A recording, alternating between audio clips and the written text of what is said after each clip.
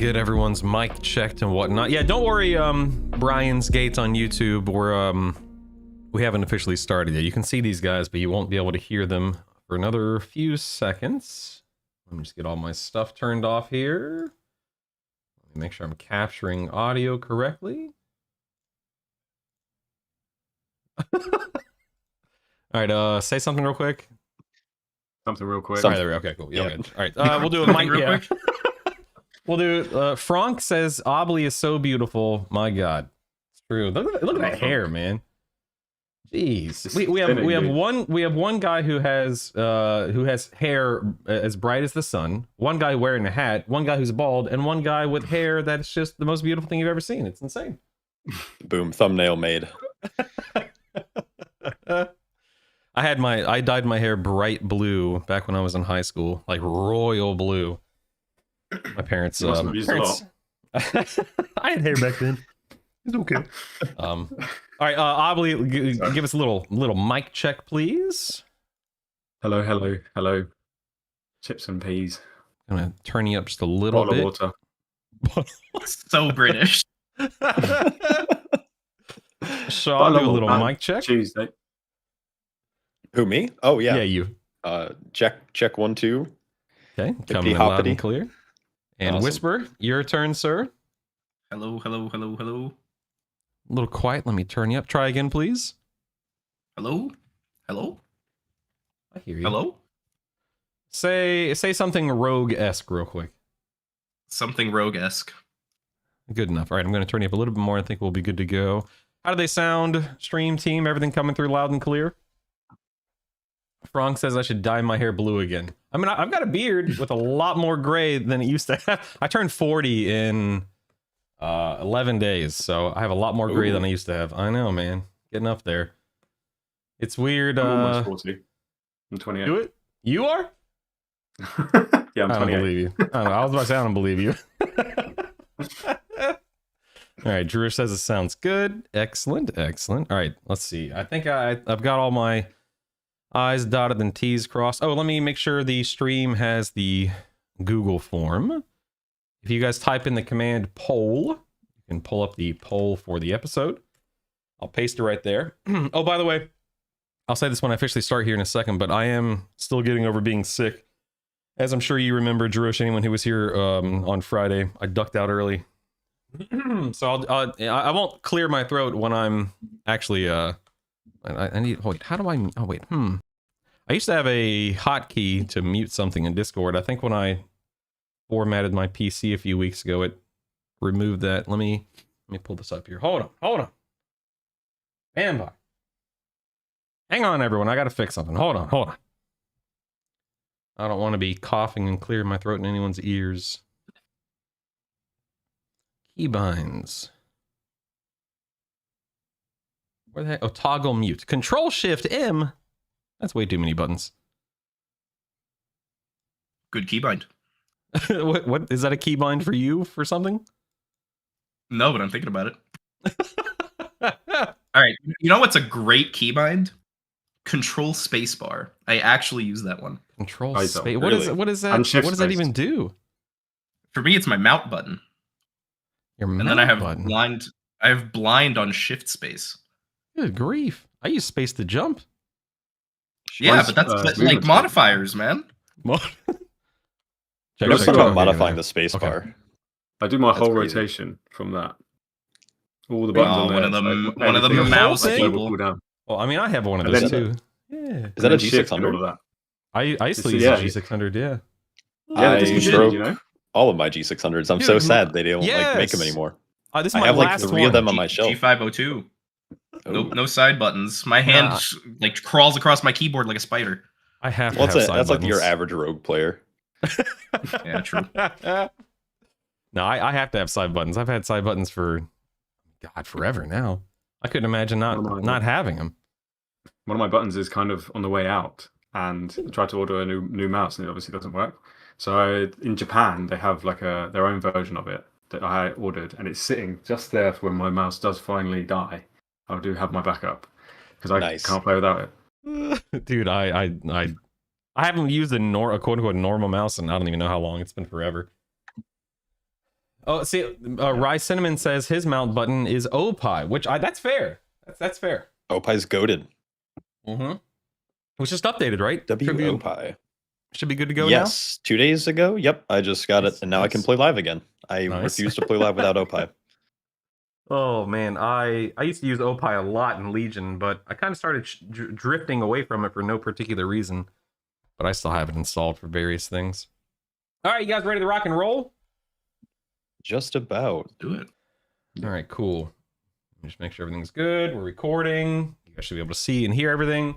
I feel like I'm forgetting something. I get this feeling every week that I'm forgetting something, but I'm sure it's fine. No big deal. All right, and this is episode 13. Holy moly, look at us go. All right, and let's begin here. Ladies and gentlemen, welcome back to Brutally Honest, a WoW podcast. This is episode 13, and patch 12.0 has been out for, almost a couple weeks now. Correct me if I'm wrong. The pre-patch event is underway. Midnight is less than 4 weeks away. We're recording this on February 1st, which is just insane. TikTok, man. TikTok. I'm happy to sit down with three guests today to talk about what's been going on this past week and with Midnight in general and whatnot. Up first, in no particular order, we've got Whisper. Come to find out, he is now Wowhead's class guide manager. The man's got a promotion. Congratulations. He's a rogue theory crafter. He's somebody who deeply enjoys helping people reach their full potential in WoW. That may sound like a line, but if you go to his stream, if you watch his stuff, it's true. Give it up for Whisper. Whisper, thank you for being here. Appreciate you. Thanks for having me. Of course, Hey, of course. As I say at the top of every show, under everyone's webcam, you can find their Twitch name, and in the YouTube description, you can find their Twitters, TikToks, YouTubes, whatever they have, and whatever I was able to find. Feel free to click that stuff. Please follow these guys, sub to these guys, enjoy what they provide for the to the community and whatnot. So please make sure you go do that real quick. Pause the video if you're watching this on YouTube, or if you're watching this live, you can click their names down below in the title and immediately go to their channel. We also have Shaw here. Now, Shaw and I, listen, we go way back to like 2 weeks ago when we ran a dungeon on beta. All right, this guy tanks like you wouldn't believe. This guy can be found playing Brewmaster Monk 24/7. What have you played anything else on beta long term, like other than just testing out something? Mostly brew. I dabble in the other tanks, and I'm now a It's all Frost good, Mage man. main. But yeah. There's nothing wrong No, with that. mostly brew though. I played Hunter for like 99% of my time on the beta, so I get it. You can blasted. find. Well, I wouldn't go that far, but thank you. That's Okay, very generous of you. We completed the key. Yeah, for Hey, sure. we timed the key. All right, we timed the key. We did. Okay, we timed it. Yeah. All right. It's good. You'll find tank content on his YouTube channel, of course, but make sure you give this gentleman a follow. He's tanking keys pretty much anytime he's live. So, and he also said, he told me before the show, he'll carry anyone through any key. So if you need a +2, this is your guy, all right? Yeah, for gold. And no big deal, no big deal. And then we have Obley over here, and I'm pronouncing that correctly, right? It's Obley? Yeah, if you're British, it's Obley. But Obley. American people can do whatever you want. Obley or Obley? Is that what I'm picking up? I mean, I say Obley because it's obliterate. Wait, that doesn't make any sense at all. Hold on a second. Exactly what my name came This guy's a high-end DK DPS player. You can find him on his YouTube channel. You can find him streaming, discussing and breaking down raiding, Mythic Plus from not just a melee POV, but a Death Knight DPS POV. And you don't really play anything else, right? No, nothing stuck like DK has, to be honest. I understand, man. Again, I've been playing a Hunter for like 10 years, so I get it. I was a tank before that, though. All right? I was playing Brewmaster Monk in 2012 when it came out, Shaw. What were you playing? Oh A my God, shaman? before I was. Huh? No, I wasn't born yet. I don't think. What? All right. Listen, these guys are making fun of me because I said I'm turning 40 in less than 2 weeks. So whatever, guys, it's fine. Anyway, no, but in all seriousness, thank you guys for being here. Those of you who are watching live, if you type in the command poll, a Google form will pop up. You can play along with us, and I'll be asking you guys questions. Hold on. I'm also sick, so forgive me. Anytime you hear me break like that, it's to mute so I can clear my throat. But I'm fine. Don't worry about it. But if you guys want to enjoy the polls as we dig through this episode, this first question, we're going to go ahead and ask it, and I want to hear your responses. Right now, other than Shaw, because you already answered beta, where are you guys spending most of your time? Live, beta, both? Are you even playing right now? What are you guys doing? doing a lot of beta. But I did a lot of beta. I played so much ever since it came out. I'd say the last 2 weeks, probably the 2 weeks, I just haven't played it as much. But I think that's because pre-patch come out. So I'm trying to focus more on what I can find out for the DK community in pre-patch. There's a lot of unanswered questions, really. Oh, and Whisper, what about you? Where are you spending your time? Yeah, I mean, I spent a lot of time on beta previously. Obviously, right now, pre-patch is out, so spent some time on there. We're doing mount sales, so well, good time to be had. Speaking of the pre-patch, I want to get right into it right now. Who wants to go first? Thoughts and opinions on the old pre-patch. How's it looking from where you're sitting? It's pretty all right. I actually logged in for the first time yesterday. Pretty all right. That's pretty generous. I'm like back in, what was it, like a 11.15 whenever they did like the Flames Radiant stuff, and it was like bugged to shit for a while. Can I swear? Yeah, please. Please. Okay. I mean, anything right. If you can censor yourself, it makes it a little bit easier to cut clips. Yeah, but for sure. I'll do. Be yourself. Talk however you want. Okay. Be yourself, please. Perfect. Their track record over the War Within has not been great with these pre-patch or 0.5 events. So I was pleasantly surprised, like logging in yesterday and doing some stuff, and I wasn't lagging, I wasn't bugging out. But it's it's whatever. I collected some mounts and some furniture for my house, and now I'm probably not logging in for another 6 weeks or whatever. So 6 weeks. I'm pretty indifferent on this whole pre-patch event stuff. Yeah, I kind of feel the same way. Like it's not made for me, and that's not to excuse any bad design, poor design, any bugs or anything like that. But I'm not the target audience. So anything I say, anything I feel, I guess obviously there is merit because I am a paying customer. But at the end of the day, like I play WoW to raid, I play WoW to run Mythic Plus, and that's essentially it. Now we're gonna get more into that in a little bit, but that's kind of how I see it. Not everyone feels that way because there are people who don't raid and who don't run Mythic Plus that are not happy with the pre-patch. Obly, what about you? How are you feeling about it? I think you hit the nail on the head.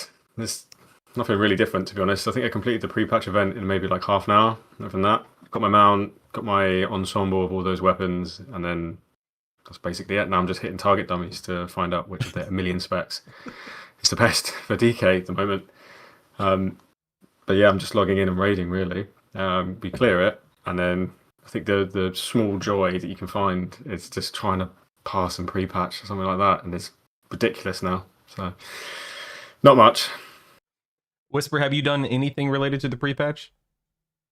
Yeah, when it came up, I was like there the moment the servers came up, clearing it, but like it was over in what 45 minutes maybe.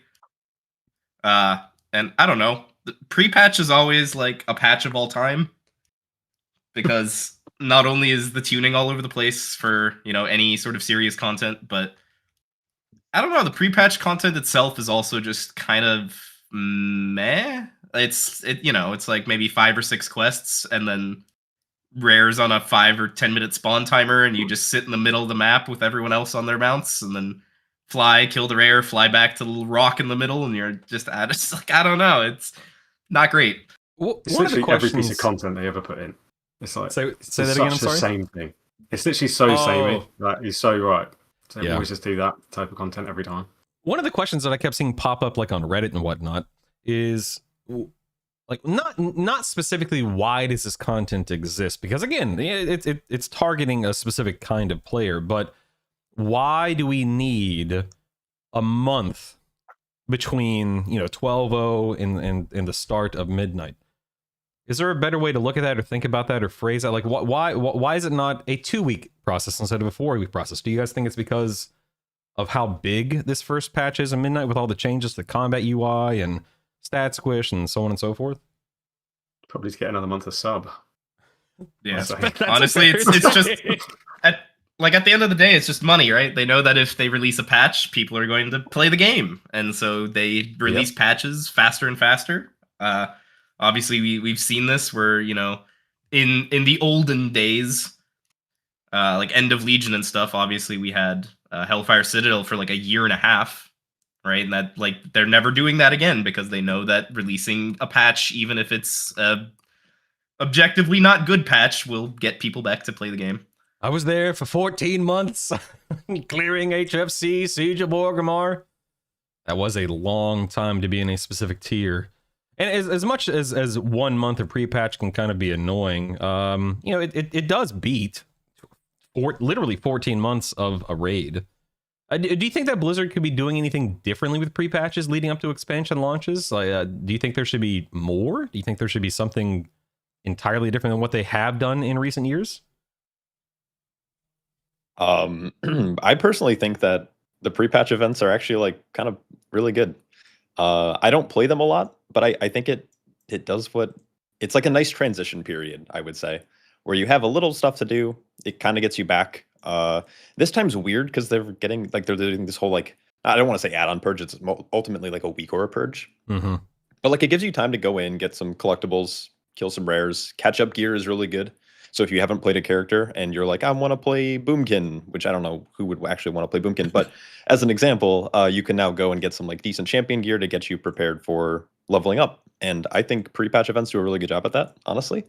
I just don't particularly have any characters that I want to gear up currently. So, but I don't know. I don't think they could do anything different that would be that good, in my opinion.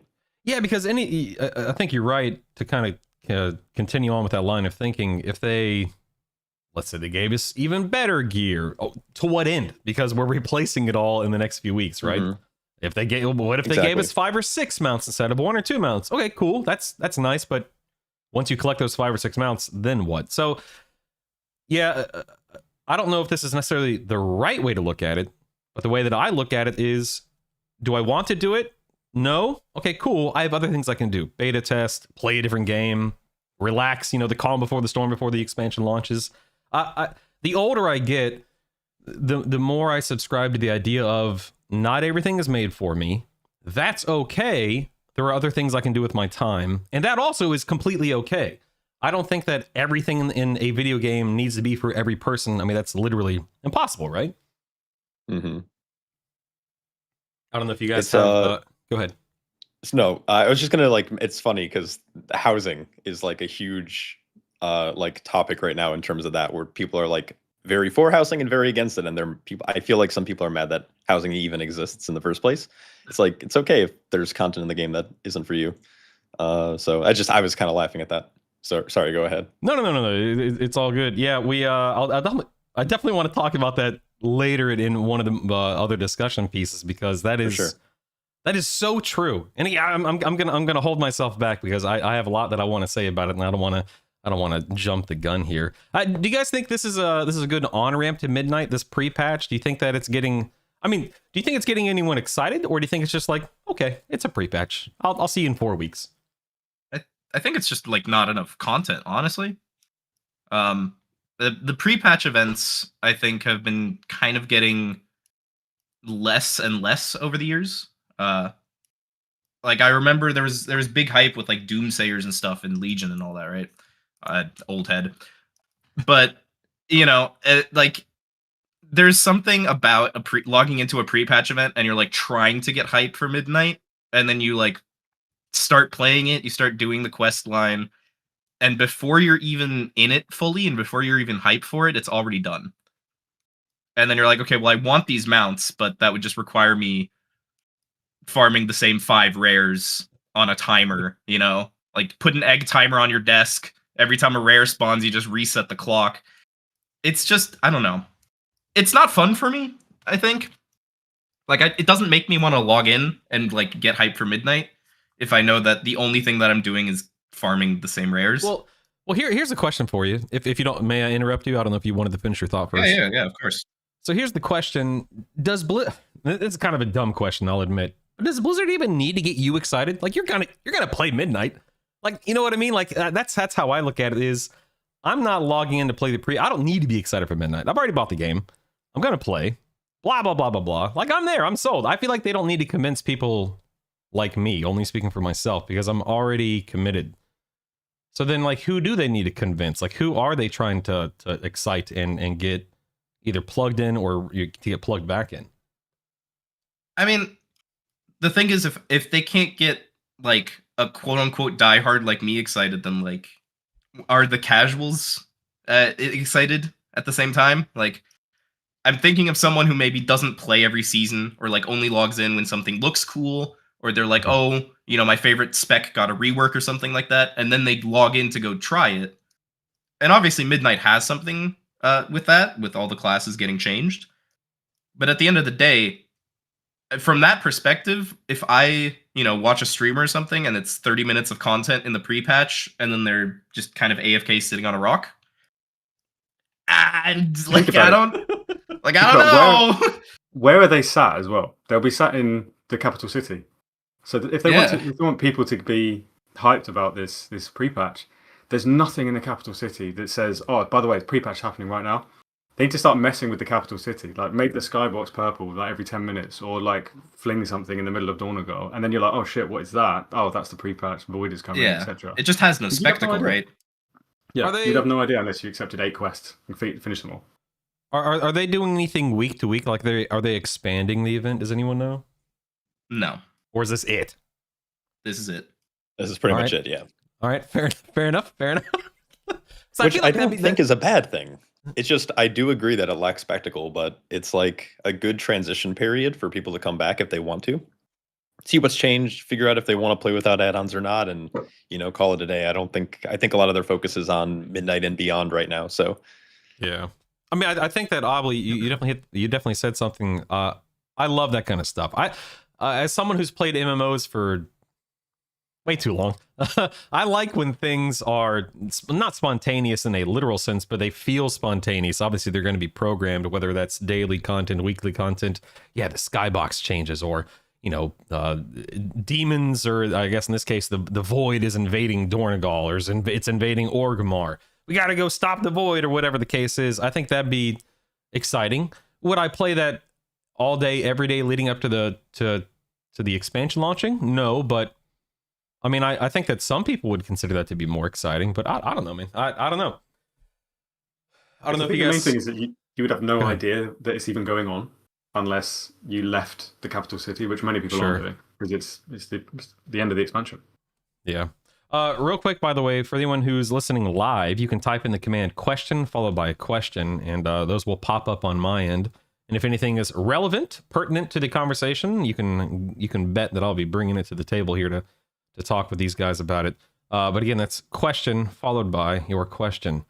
Does anyone else have anything they want to talk about in regards to the pre-patch? Because I do have something from a viewer named Fuzza, if not. Fuzza asks, do you guys feel like the Midnight hype isn't really there? Housing aside, it just feels like a new season, or I've heard some people say, you know, kind of like just another patch instead of it. Real quick, I will say that this may be a side effect of a saga, like our first saga in WoW, like leading from one expansion directly into another. Because I do understand where you're coming from, Fuzza. It doesn't, I guess from a story standpoint, or just from a, hey, we're logging off on a Monday, logging on a Tuesday. Yeah, we have a stat squish, we've lost weak auras, blah blah blah. But it's not a huge tonal shift, or there's not a giant change. What do you guys think? Did you say agree? Is that what you said? I agree with everything. Oh, okay. Yeah, it just feels a bit weird. I don't know what it is. I just feel it in my heart. It just doesn't feel right. It's a gut thing, right? Yeah. It's like weird because this is like kind of the first time that we've known what we know what the next expansion is, and we've known kind of the story beats, and that can definitely like take away from like the general hype. I think like the flair as well isn't really there, so I don't really know. Maybe we're just getting jaded as old WoW players. Sure. And it seems like repeats, right? Especially with this pre-patch event, it just feels like a watered down version of the War Within like pre-patch, and then the watered down Dragonflight version of the pre-patch. So yeah, I don't know, like the hype's weird this time around. I don't know what the cause of it is. Yeah, I mean, it might just be the fact that, okay, we just got done beating Dimensius and Xal'atath scampered off. Let's go chase after Xal'atath again. Let's go to, you know, yeah, exactly. You know, we're gonna go to a Void area right after we got done in a Void raid. So sure, it's a new zone, new this, new that, but just It's more of a segue than a giant, change in pace or a giant shift, I suppose. Yeah, exactly. This also might be like just me or whatever, but I feel like there's been a lot less emphasis on the actual world of the new expansion. A lot of the focus has been on obviously add-ons and housing and raid design and bolt slop and Mythic Plus and all that kind of stuff. So I feel like a lot of that like usual hype of people wanting to enjoy the new zones just like isn't there because people haven't really been talking about it at all. I could be totally wrong on that, but also like the prey system, like who's talking about that? Like that's a new system that's in the world, but like what is it? Right. Like I don't know. Yeah, I love the prey system. I haven't even touched it yet, but I think It's so good. It's so good. You're just hanging out and someone comes and attacks you. Yeah, no, it's just side tangent, but it's like I tested it on alpha like a bunch, and it was actually really fun. It was like the first time I was actually enjoying open world content for the first time ever. And I'm someone who really just likes to just go into Mythic Plus, and I raid to do Mythic Plus. So getting me interested in world content is like really hard to do, and I think Blizzard did a good job at it. Am I going to do it every day forever the rest of the expansion? Probably not, but I don't know. The prey system is pretty lit. That's good. But no one's talking about it, so yeah, I don't heard know. I agree. nothing about it, so that's really encouraging to hear that because up until right this moment I haven't even really thought about it at all. So that's good. That's encouraging. I'm looking forward to experimenting with it. Then, Yeah. Whisper, I wanted to say I hear you with what you're saying because I'm the kind of player that I love the new areas we go to. I love the new story. I love this. I love that. And I haven't really felt that the same way this expansion. And I don't know if maybe that's just me and you. But for me, it's just one of those things where it's like, yeah, we're just going to this new expansion. You're right. We've heard a ton about housing, which is fine. We'll talk about that later if we have the time. We've heard about, class pruning. We've heard about combat weak ores, but I think it was Shaw who said earlier it's pretty much just weak ores going away. There hasn't been a lot of focus on, from where I'm sitting. I know not everyone sees it this way, so I want to be clear about that. Oh, I just heard, hold on. Are we still live? Hold on. Okay, we're good. We're fine. I just got an alert on my computer. We're totally fine. But yeah, I don't know if you guys feel the same way that Whisper and I do. Yeah, I don't know. I've done the leveling, but I can't tell you a single zone that I leveled through. I've forgotten all of them. I do think Silvermoon being revamped is pretty cool.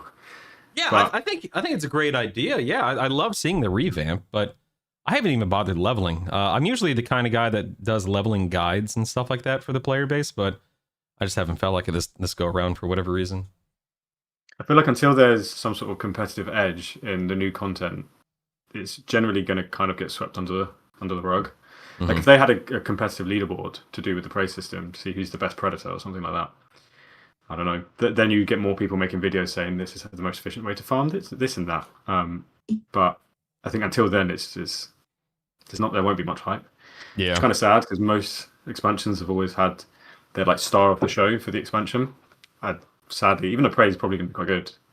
Don't think it's going to be the star of the expansion, which is I think why it doesn't feel well. I don't mean to interrupt you. Please finish your thought. Right.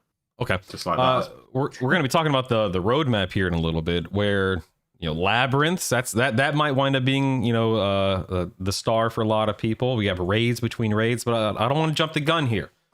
We're going to talk about the poll real quick. The first poll was right now, where are you spending most of your time? The answer was 57 people who responded to the poll said they're spending their time on live, which makes sense. People are still probably working on their UIs, the pre-patch event like we've been talking about, etc. 14% of people said they're not even really playing right now, which I hope you guys enjoy midnight when it launches. If maybe you're just taking time off before midnight, that's totally fine too. The next poll is, how do you feel about your current UI compared to what it was before the pre-patch? You can respond to that poll by typing the command poll and clicking that link.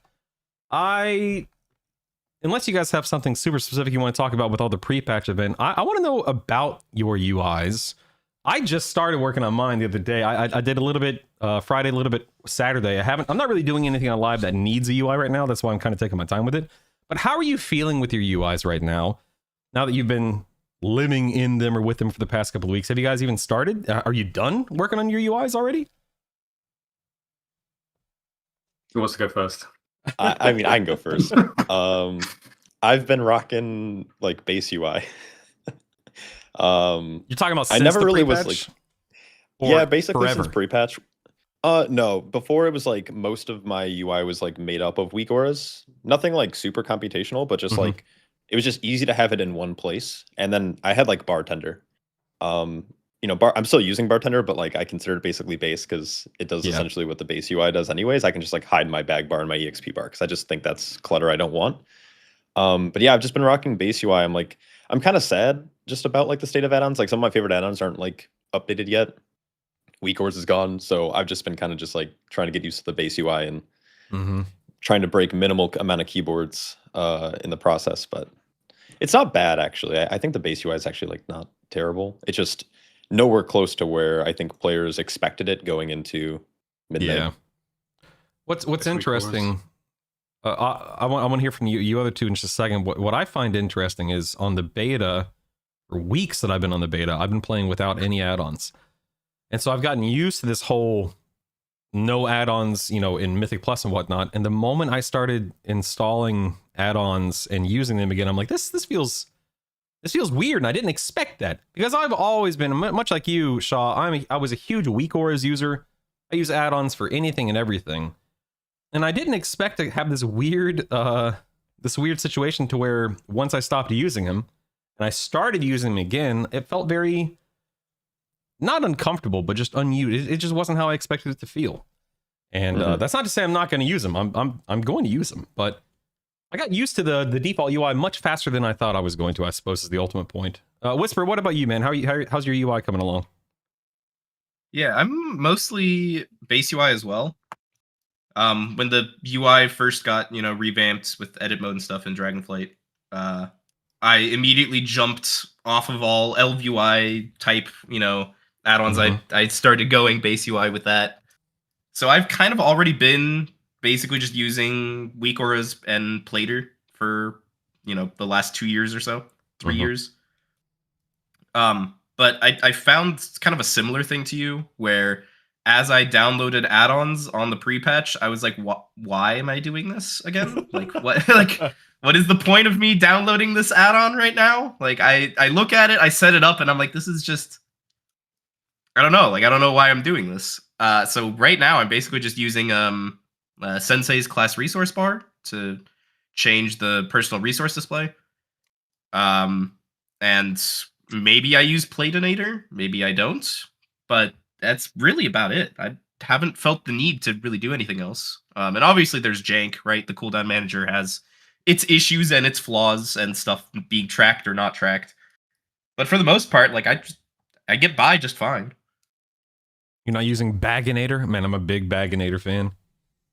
I don't even think I'm using that. No, I really think it's like 2 add-ons. All right, listen, I don't know why this scratches an itch. For anyone out there that doesn't know what Baginator is, it's just an add-on made by the same guy who does Chatinator and Platinator, if I'm not mistaken.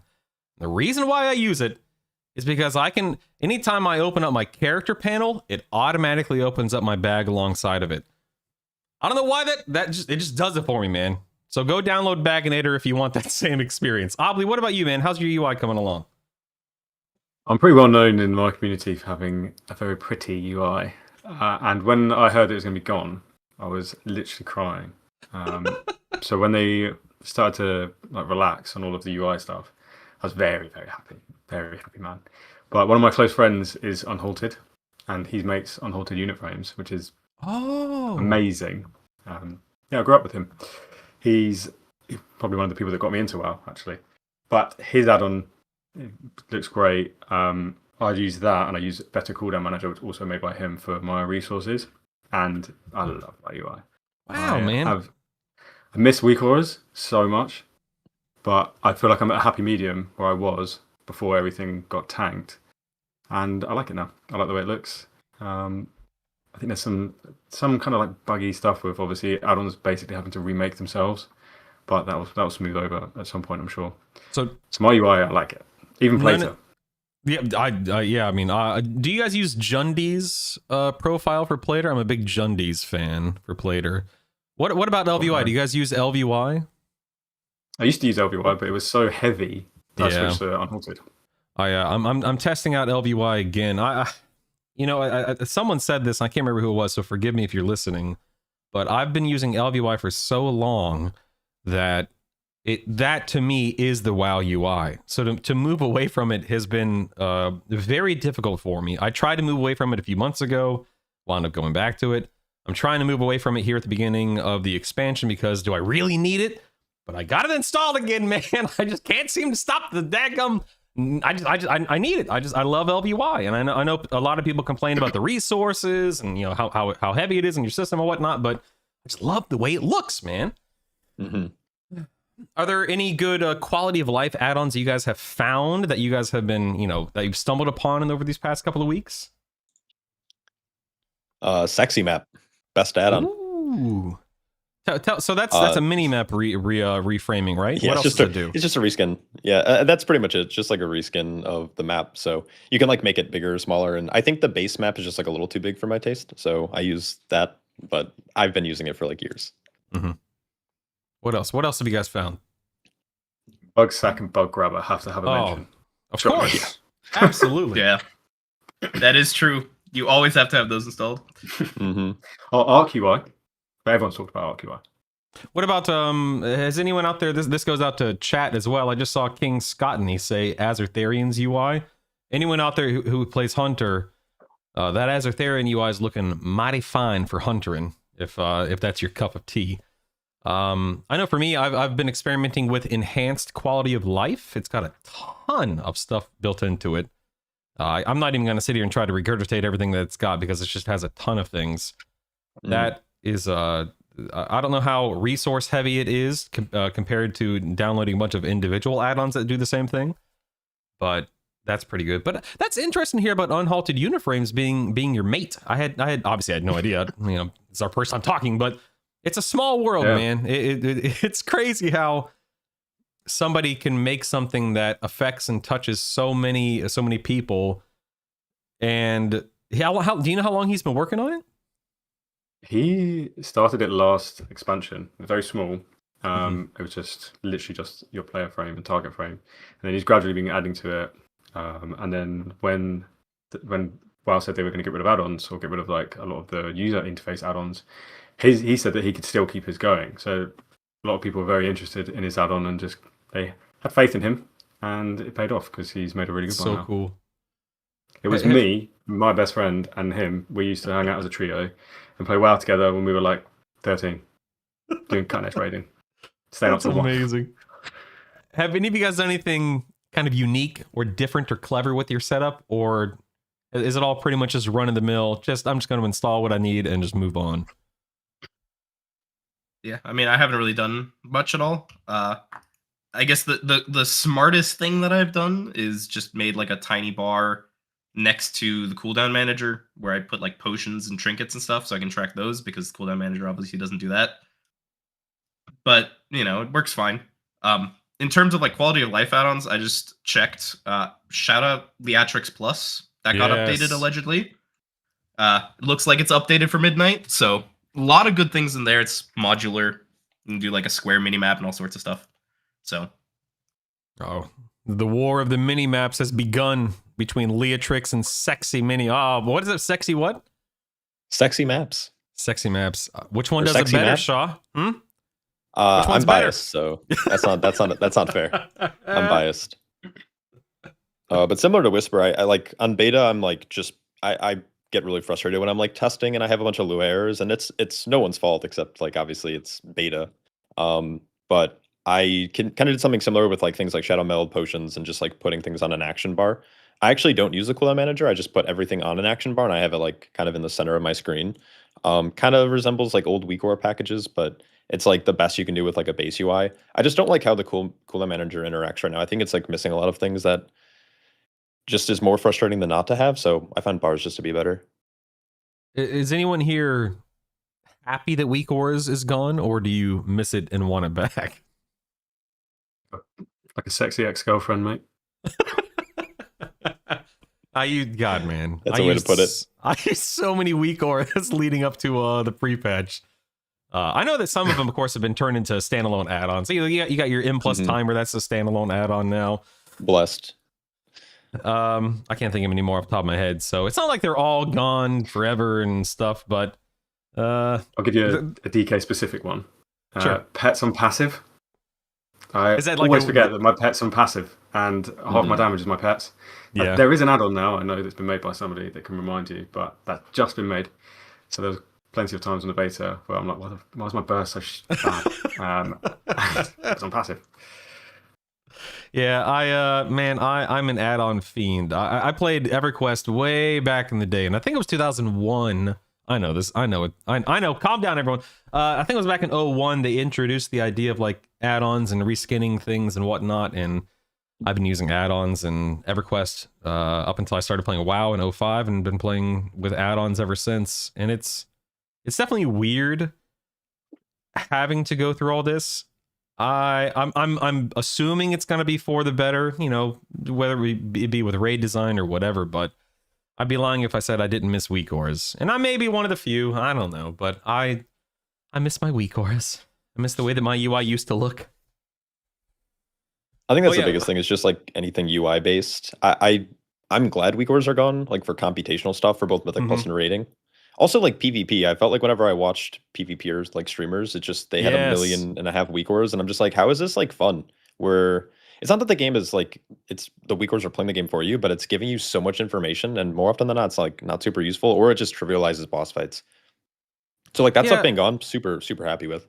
Yeah, that was kind of my experience when I started beta testing and running Mythic Plus however many weeks ago, is going in with just the base UI. I was forced, for better for worse, and I guess if I had to say it was for the better, I was forced to read the room in a way. Like I actually had to pay attention to what was unfolding in front of me instead of just reading bars, just reading weak auras, etc. And I was pleasantly surprised with how comfortable it felt. And again, better in some ways, I suppose, but I was shocked with how comfortable it was for me, coming from having so much on my screen. I mean, it wasn't like a mess, but I had everything where I wanted it to. Yeah, I felt like maybe there wasn't a need to track as much as I was tracking. That said, I do miss Omni CD.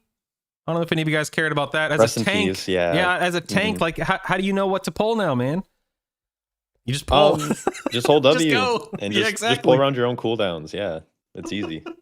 No, that stuff going always like really difficult if you're in a weird environment where you're like you pug, but you're trying to be cognizant of like what cooldowns you have available, whether it's like healing CDs or DPS CDs. So that really sucks that that's gone. It's like it's fine for someone like me who plays with a group and people can just calm like, hey, I have the CD, or you have a structured route so people know when they should be using stuff in Mythic Plus. But for like the general player base, I think it's like a big shame that that stuff's like currently no longer available. Yeah. We had a question coming from Fuzza. Do you know this Fuzza guy, Obly? Are you familiar with Fuzza, the Twitch? Well, you got a fan, man, because he wants to know, ask Obly, how he manages debuffs on nameplates. Unholy Death Knight has too many debuffs, and it's a mess on Plater. What do you do? Yeah, good question. Nothing. You can't. Because of the combat filtering, add-ons obviously can't read anything to do with what debuffs you have or anything like that. So Plato has a really tough time stopping all of these debuffs from being put on.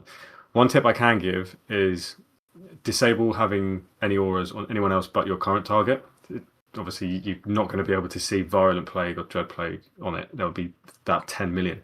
But at least there won't be 10 sets of 10 million debuffs if everyone else has theirs disabled. So, nothing. Yeah, well, I mean, what do you guys think? Blacklisting and whitelisting, do you think we need it? Do you think it's critical, or do you think we're just gonna, it just is what it is and Blizzard's not gonna budge on it?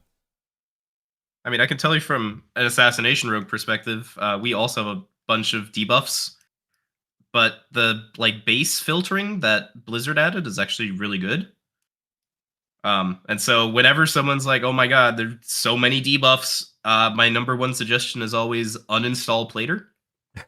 Like Plater just shows you all your debuffs and it just doesn't need to. So if you just disable it, your quality of life instantly improves. But yeah, I mean, weak aura wise, I don't want to go too far back, but I don't really miss weak auras. There are some things obviously that I do miss about weak auras and having one consolidated add-on do a bunch of stuff. But I think I'm still traumatized from Ovanax. Weak aura bosses. What is that? Oh, Ovanax, the big slug from Nerebar. That weak aura boss, it killed all fun for me. Having, things auto-marked and assigned, and, who's kicking this? And okay, well, now we have 3 triangles. Why do we have 3 triangles when it should be 2? Who's breaking this egg? Oh, someone didn't update their weak aura, and so now we have desynced versions, and so everyone has to go and check their version. And oh my god, it's so much of a headache that I will not be missing. Would you say that Blizzard just needs to get better at raid design, or do you think that a fight like that can exist without weak auras, or should exist without weak auras? I mean, I think that, there is a little bit of an arms race going on there. But stuff like Fractalus is kind of doable without weak auras. That's, I think, a better example of something that got solved by weak auras, but didn't necessarily need to be solved by weak auras. But stuff like Ovanax, I think, was actually just too far, and over-designed just for the sake of over-designing it. But, I mean, based on the current raid in Midnight, right, like, what we tested, I think it's not necessary at all. Yeah. All right, we're going to take one more viewer question before we move on to the next topic here. Shard asks, the CDM, it's been hit or miss in a lot of ways. If you could add one thing to it to make it better, what would it be? Does anyone want to take that? Oh, Obli, yes, sir. Yes, sir. The ability to do a second row. Ooh. I don't know why it just has to be one row. Like for me, I like to separate, so I have my CDM in the middle with my normal buffs. But then with Frost DK, you have Killing Machine, which is vital. You really want to play around it. I like that being big and in a spot where my eyes always are. But that's not going to be where my buffs tend to always be. So I wish I could just do that. Arc UI can do it. Why can't normal CDM do it? Yeah, I mean, obviously that's just one of those things to where add-ons do it better. That's the argument that a lot of people make. With the base CDM, it's just a matter of you can have it. What is it? As wide or as narrow? But if the more narrow you get, the taller the column becomes. Is that correct? So you can't like recenter them down below. It's just gonna cascade down from left to right. Is that correct? Something like that, I think so. Yeah. I'm definitely a big fan of things being functional, but also looking nice. And yeah, if you can't get things the way that you want them to look with the base UI, but you can with an add-on like Arc UI, then you're probably going to wind up going with Arc UI. I don't know. My biggest thing that's missing is just like the ability to add categories, I guess, like Obli said. Like right now, there's just, essential cooldowns and utility, and that's it. And you have to get an add-on to add other categories. But just in terms of like tracking stuff, I don't understand why we can't track trinkets, like trinket cooldowns and stuff. That's a really weird one because, at some point it feels like your trinkets are just an extension of your class in terms of cooldowns. So not being able to track that is really strange.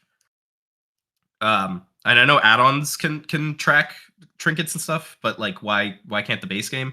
Mm-hmm. And also there's just stuff missing. Like my Apex talent can't really be tracked effectively.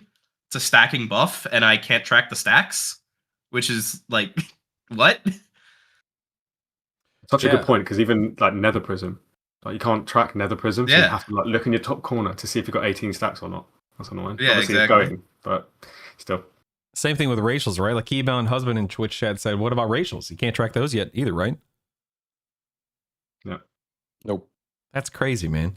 Do you think this is just a matter of they'll get to it? Or like it can't be an oversight, I guess is my point, right? Like Blizzard knows that we use our racials in our trinkets and stuff, so fingers crossed before midnight? Is that kind of what we're going with right now? I believe so. Yeah. I think season 1 is just kind of chopped, honestly. Like you can just write season 1 off and the UI will be fixed in season 2. Like it's just rushed. I don't know. I mean, do you think that it's, I mean, again, this is total just guesswork, but I mean, do you think it's possible they could get this stuff fixed before season 1? I mean, they can, right? If an add-on author can do it, they can do it. I know they have more red tape or whatever, but still. Yeah, I mean, at some point they go into a code freeze, right? Like, at some point Yeah. there's just a release candidate, and you can't really update anything past hotfixes. And obviously, with the expansion 4 weeks out, right? You don't want to touch too much. So that's definitely not happening before the release of actual Midnight. And then, whatever is on PTR right now, they got updated to the 0.5 patch, I think. There's no changes there yet. So it definitely isn't happening before Midnight, and the window between Midnight and Season 1 is very short. So I don't know. Yeah, I mean, is there anything else that's missing that you guys know of, or is there anything else that you're surprised isn't on the baseline UI right now, or have we already kind of touched on it all? I mean, the damage meter was missing quite a lot. They're Yeah, slowly. They just Yeah, added that's not something to bad. that this past week, right? What was it? Yeah, target damage done. Yeah. Yeah, so you can see the damage done to each target, but it still doesn't have as much as details where, like, you can see the damage breakdown, which I think is really useful. Like, if you're looking at, what target you're dealing damage to, you can at least see the breakdown of, like, oh, my AoE ability did the most of this, or, like, the hunter was hitting it or not. But that's just, like, another layer that you could probably just do with Warcraft logs, but in the moment, it's nice to see. I think the bigger problem for me, yeah, sorry. Sorry, no, finish your thought. No, I was just like gonna ask if. I think the bigger problem, I think, is the nameplates baseline are kind of crap. Just visually speaking, it's, I don't know. Like, they have a couple options, and they all kind of look bad. Which is basically the only reason why I would ever get Playdonator, honestly. If they just made the base nameplates look better and have, like, maybe some coloring options, I would be set for life. But those are very lacking, in my opinion. Yeah. Real quick, I want to touch on something that was posted on Wowhead a few days ago. I believe it stems from a Reddit post, and then Blizzard had to come back in and clarify something even further. But essentially, make a long story short, someone from Blizzard posted something, and then someone else jumped in, and they said that they are, I'm quoting them here, "We almost continuously hotfix the game to address quality of life issues such as damage meter functionality or class abilities currently missing from the cooldown manager," and then bugs and stuff like that. So, yeah, they have stuff coming out in 1201, and then we'll see what else is included, either prior to the expansion launching or Season 1 launching. But if I'm not mistaken, we have no guarantee of anything that is currently missing being input or being added prior to Season 1. We can hope, but we don't know. We'll see. Yeah, in any case. Oh, also, let's talk about the poll real quick. The question was, how do you feel about your current UI compared to pre-patch? 39% of people said it's worse. 39% of people said that their UI is currently worse compared to how it was prior to pre-patch. So for the 39% of you that said it was worse, I voted still tweaking it. For those of you who say their UI is worse, are you completely dissatisfied? Are you done? Or are you saying it's worse because you haven't gotten it back up to speed yet? I guess that's the worse with extra steps, says Shard. Oh my goodness. Well, yeah, Whisper, I want you to kind of take the reign. Oh, real quick, let me. The next question, the poll, by the way, you can pull up the poll by typing in !POLL poll. The question is, how do you feel about Midnight's first raid tier? And speaking of raiding, Whisper, I kind of want you to take the reins here. We touched on this before the podcast. You made a video back at the end of December, I think, talking about your raid testing. Was it prior to Mythic raid testing? Is that correct? But share with us your feelings about what you've experienced at that point in time versus how it is now in your eyes. Mm-hmm. So I'm someone who religiously does all of the raid testing every single time it's out. Doesn't matter, heroic, mythic. I even do like a normal clear over the weekend sometimes. And so when I got the first set of testing, it was all the heroic bosses, because they always test heroic before mythic. And the initial first response that I had to that was, wow, these bosses got, like, pruned. It felt like every boss went from having, like, 3 or 4 mechanics to maybe 1 or 2. And everything else could kind of be ignored. And it was really negative. I think Mythic testing definitely made things feel a little more, I guess, normal, I would say. But even then, a lot of the fights feel like they are much more simple, much more straightforward. And I think that that's actually a good thing because the fights are more obvious to players. I still think they're kind of feeling it out though. Like it feels like they're playing it very safe with no add-ons, no weak auras. And maybe they'll improve on things going forward. But I think this first season is definitely sort of a testing period of like, okay, well, how hard can we actually make it without the general player base struggling without having coordination through weak auras or something like that? So, Shaw, Obley, either one of you guys want to jump on based on your experiences with raid testing, assuming you've done it before I talk? I haven't done it, so if Obley has, then feel free. I haven't even really watched like footage of the fights or any of the testing, so I have no idea what's going on. Yeah, I mean, it does definitely feel that way. Like Heroic is a bit of a joke. I'd say that most of the fights kind of seem like there's one difficult task that one specific role needs to achieve in each fight, and then everybody else is just hitting the boss till it dies. Especially as a DK, you're doing nothing because you ignore every mechanics that's ever put in the game anyway. So I agree. Yeah, the question, of course, that comes to my mind is, I guess the two questions are: easier fights automatically a bad thing? And then if raids are easier to the average player, like, what are we losing? What do you lose, and what are we losing? What are we gaining out of this experience? I think like Emerald Nightmare was really easy, but I wouldn't say it's a bad raid. I think it kind of ties into what annoying things you have to do. Like, is there loads of trash? Does it take ages? Like, is there lots of DPS you can do? I think when there's loads of single target fights and there's loads of trash, that kind of makes for a shit raid with bad aesthetics. That's actually a really good comparison because going into Legion, we got our artifact weapons, we had legend. In other words, we had a handful of things that were being added. So did Blizzard tune and tone down the difficulty of that very first raid because they wanted people to acclimate? And like on the other side of the coin, comparing it to Midnight, have they tuned and toned things down because we're losing a bunch and we've reset a bunch and they want people to acclimate to that environment? I don't know. That's just what springs to mind. Makes sense. Definitely.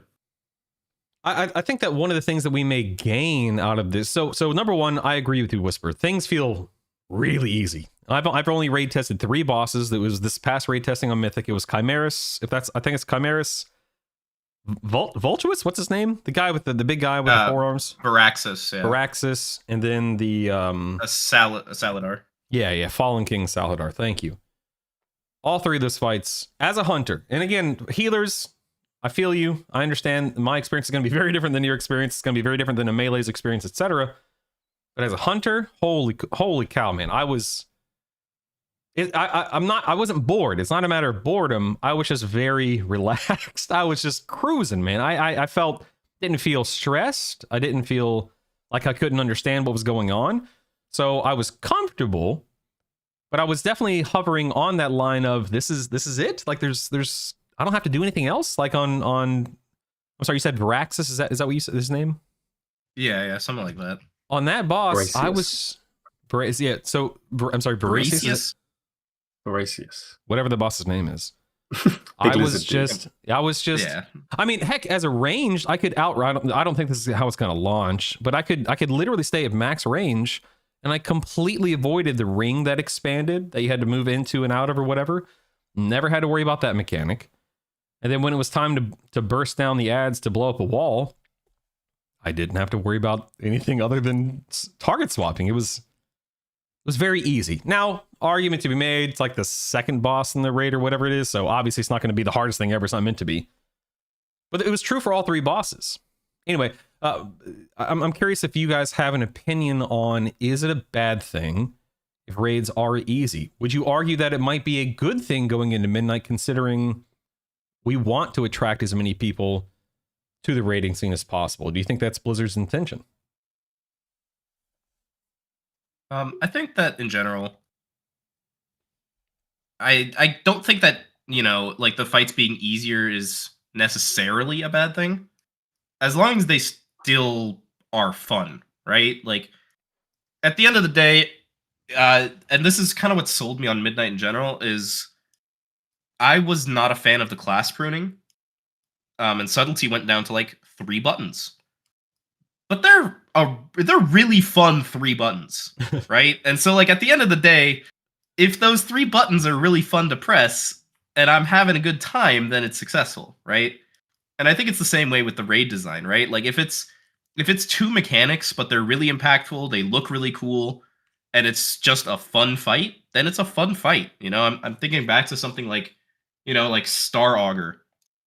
Star Augur was not a particularly like complex fight, right? You just basically ran your partners together, and dealt with a couple of mechanics here and there. But visually, it was amazing. The mechanic itself looked really cool. And it was just a very fun fight that had, you know, a climax going at the end. You had a DPS race at the end of the fight. And so that's an example to me of a fight that doesn't need complexity, but still can feel cool and still can be a favorite fight to many, many players. Yeah. And I think if we're going in that direction, then it's fine. That is a great point. A great example, too. I don't know about you guys, but I loved that fight. Holy cow. And again, visually, nothing even, I mean, I can't say nothing comes close, but at the time, nothing even came close to it. Oh my God. Real quick, Lucy Furium, I'm hoping I'm pronouncing your name correctly, says that as a melee, I was so bored, nothing was happening. It felt like I was fighting a target dummy during raid testing. Would you say that's accurate, or is that a bit too, is that a bit of an exaggeration? Yeah. Kind of. Yeah. I mean, they're not wrong. It's a target dummy that you have to move a little bit, you know, like. Mm-hmm. But I mean, my yeah. take is melee we get a bit of a good rap, to be honest. Like as long as we are just not standing in shit that's going to kill you, you can kind of do that most of the time. Like quite a lot of bosses are quite target dummy for us, but this particularly seems that way. Real quick, Rise Cinnamon says, well, Brutal, you're playing BM. You don't do mechanics. You're out in the middle of nowhere spamming kill command. Hey, I was playing marksmanship too, all right? How dare you, Yeah. Rise Cinnamon? How So dare just you? call name out shot that instead fraud. of- Call yeah. out that fraud. Beautiful. I mean, so you guys have been raiding for years now, right? You have a ton of experience to call upon. Like, do you think that fun execution matters more than, and no pun intended, brutal difficulty, just overwhelming difficulty? Like, can you have both, or is one better than the other for the average I WoW have an raider? opinion. Sure. A fight can be difficult, but if it's not difficult for you because it's not your mechanic you have to deal with, then it's not fun for you. Like Dementius as a DK, for me as a melee, maybe I don't feel like there's much you have to do. You just have to target switch. That's it. I have to grip something twice in the whole fight, but for the rest of the entire fight, I'm waiting until P3 to get my melee circle, which I don't even have to stand in half the time, and that's it. There's not really any actual mechanic. I might get the gravity that I have to go to the back with. I might have to soak. But other than that, I'm not really doing much. So Dementius being a really difficult fight wasn't really very difficult for me because I didn't have anything to do. That made progress kind of boring to me, to be honest. I'd much rather actually have something to do and it'd be difficult for me. But I think there's also a sense of self-accomplishment as well, because if you're relying on somebody else to do a hard task and you know you could just do it, if you could just take it over, you feel good. Like being able to do that for your team. But I think for me in my position as a DK, as a melee, it's not often that you can do that, especially a slow melee. So while you were talking, and I promise I was paying attention to you, but Joe Terry in Twitch chat said something, and again, as 3 people, 4 including myself, who've been playing this game for a long time and raiding a long time, he said, this is Joe speaking, I've only just got into raiding and it's so much fun. If it was much harder, I would have never started it. What do you think that says about WoW raiding as a whole? And I guess from where I sit, Blizzard doesn't need to convince the majority of people to keep raiding. Blizzard probably should be convincing more people to get involved with the game and to get involved in the community. Would you agree, or how do you see it? I think accessibility is like a big thing. And with weak ores going away, especially like if it depends on how recent Joe got into raiding, but like now you don't really need weak ores, or at least presumably, well, they don't exist anymore. So I think there was like a pretty big like barrier to entry for at least cutting edge raiding going into Mythic, like understanding how to like make sure weak ores are updated and assigning notes.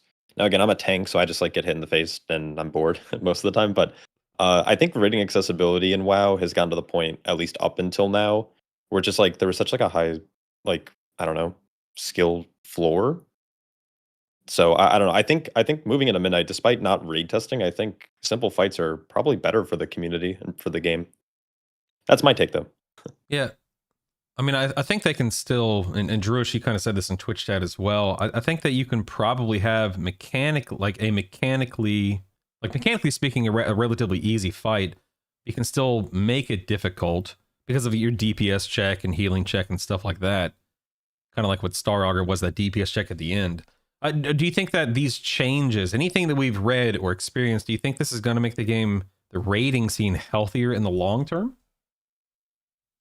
I think it's going to be healthier for the whole game because I think there's just going to be more people that are going to try it out. I think the high end probably is going to get bored.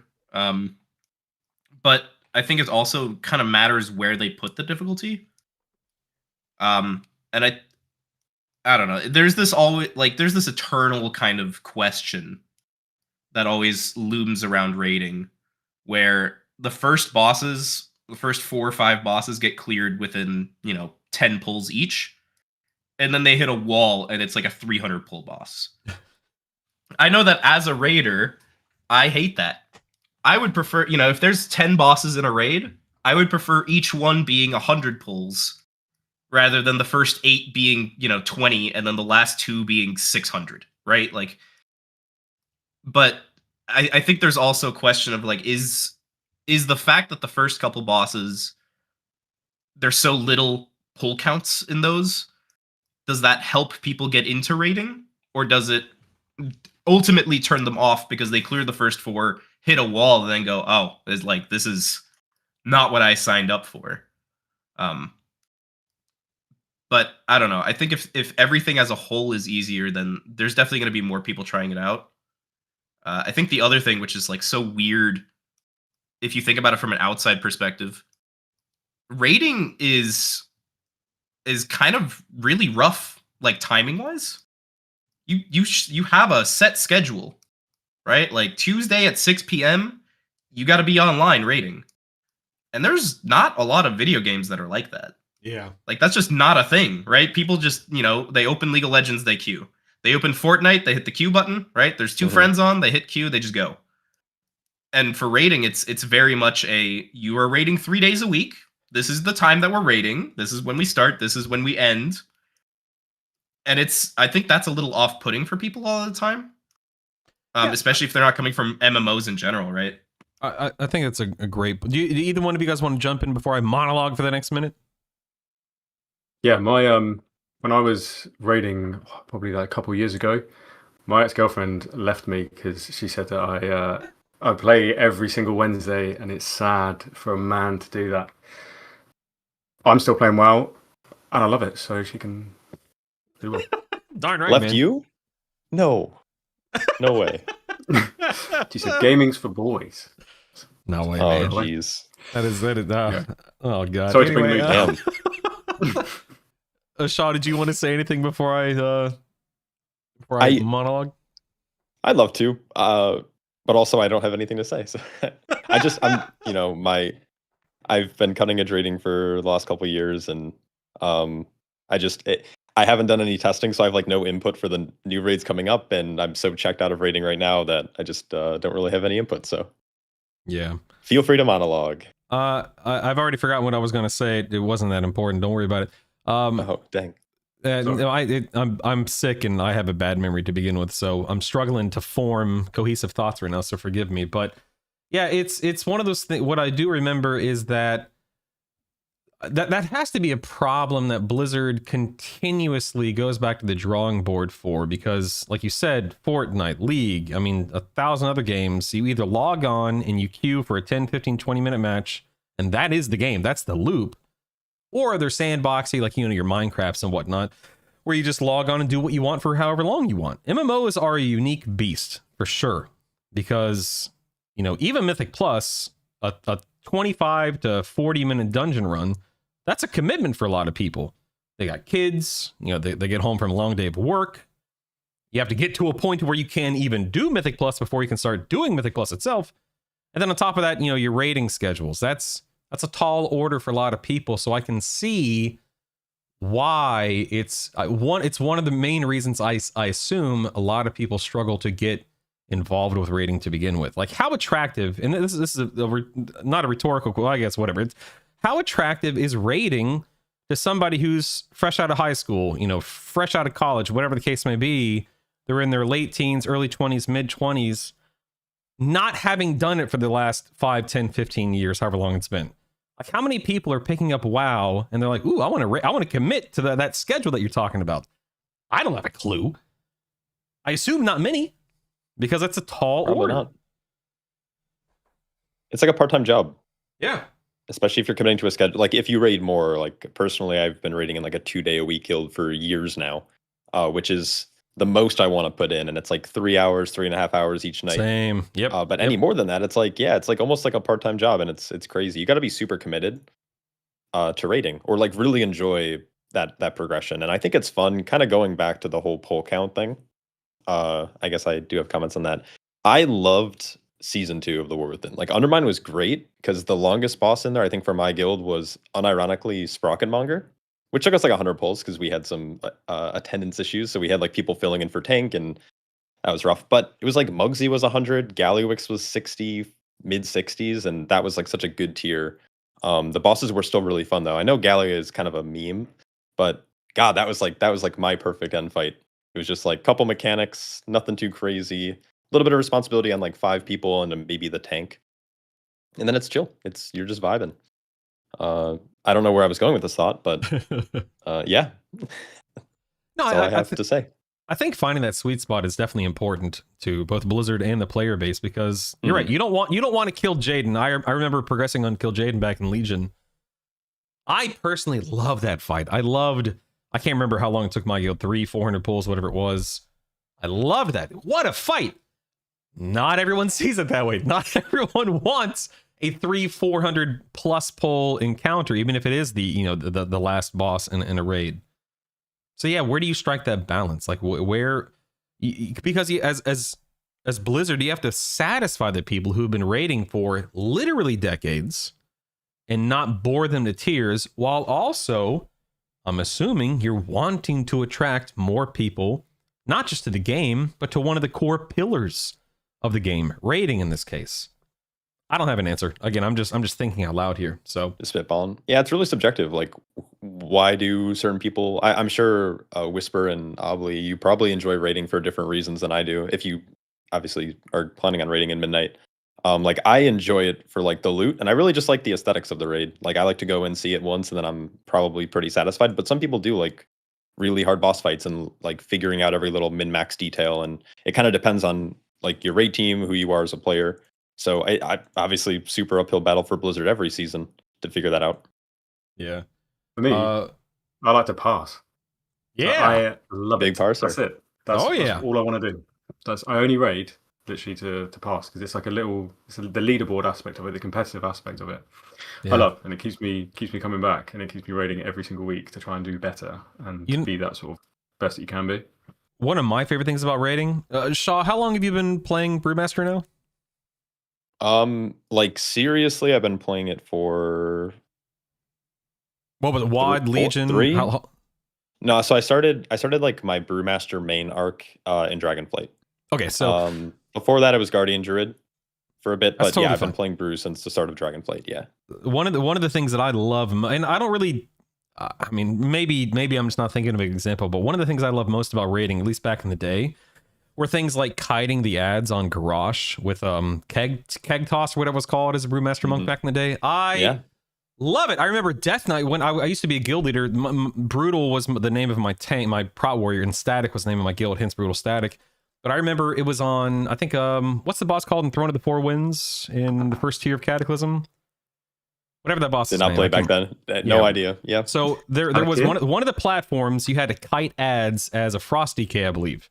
But I love things like that where you're kiting things, where you're doing something you normally wouldn't do in a raid encounter. I love that in raids. I don't know if they do that much anymore these days, so I don't know, but I love stuff like that. Also, one of my mods, Drewish, says Brutal has bad takes. He also likes Stone Legion generals.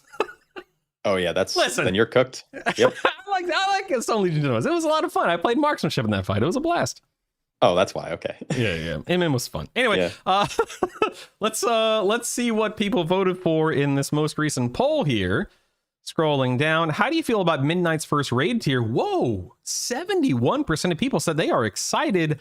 Me too. Something I've been saying for weeks and weeks and weeks now. For better, for worse, good or bad, whatever. I think that if you are looking to get involved with raiding, right now is a good time. The slate has been wiped clean, cleaner than it's been in a very long time. There's been a big reset across the board, whether it be with mechanically speaking, class, whatever, however classes and specs play. It's a good time, in my opinion. Would you guys agree with that? Yeah, I think if you're going to start, now is probably the time for Season 1 of Midnight. Yeah. Yeah. Go ahead. Oh, sorry. Go ahead. No. I was going to move us on to the next topic. Yeah. So you go ahead. Okay. As someone who's potentially not going to be raiding, I do think it's a really good time to get into it. I think their whole like not three tiers, like it's just 3 separate raids is really interesting. So I think people are probably pretty excited for that. And then not having to deal with weak ores is probably people who have had to deal with like Brood Twister or Fractilis weak aura issues. Probably the best time to get into raiding, as long as you're interested in it, right?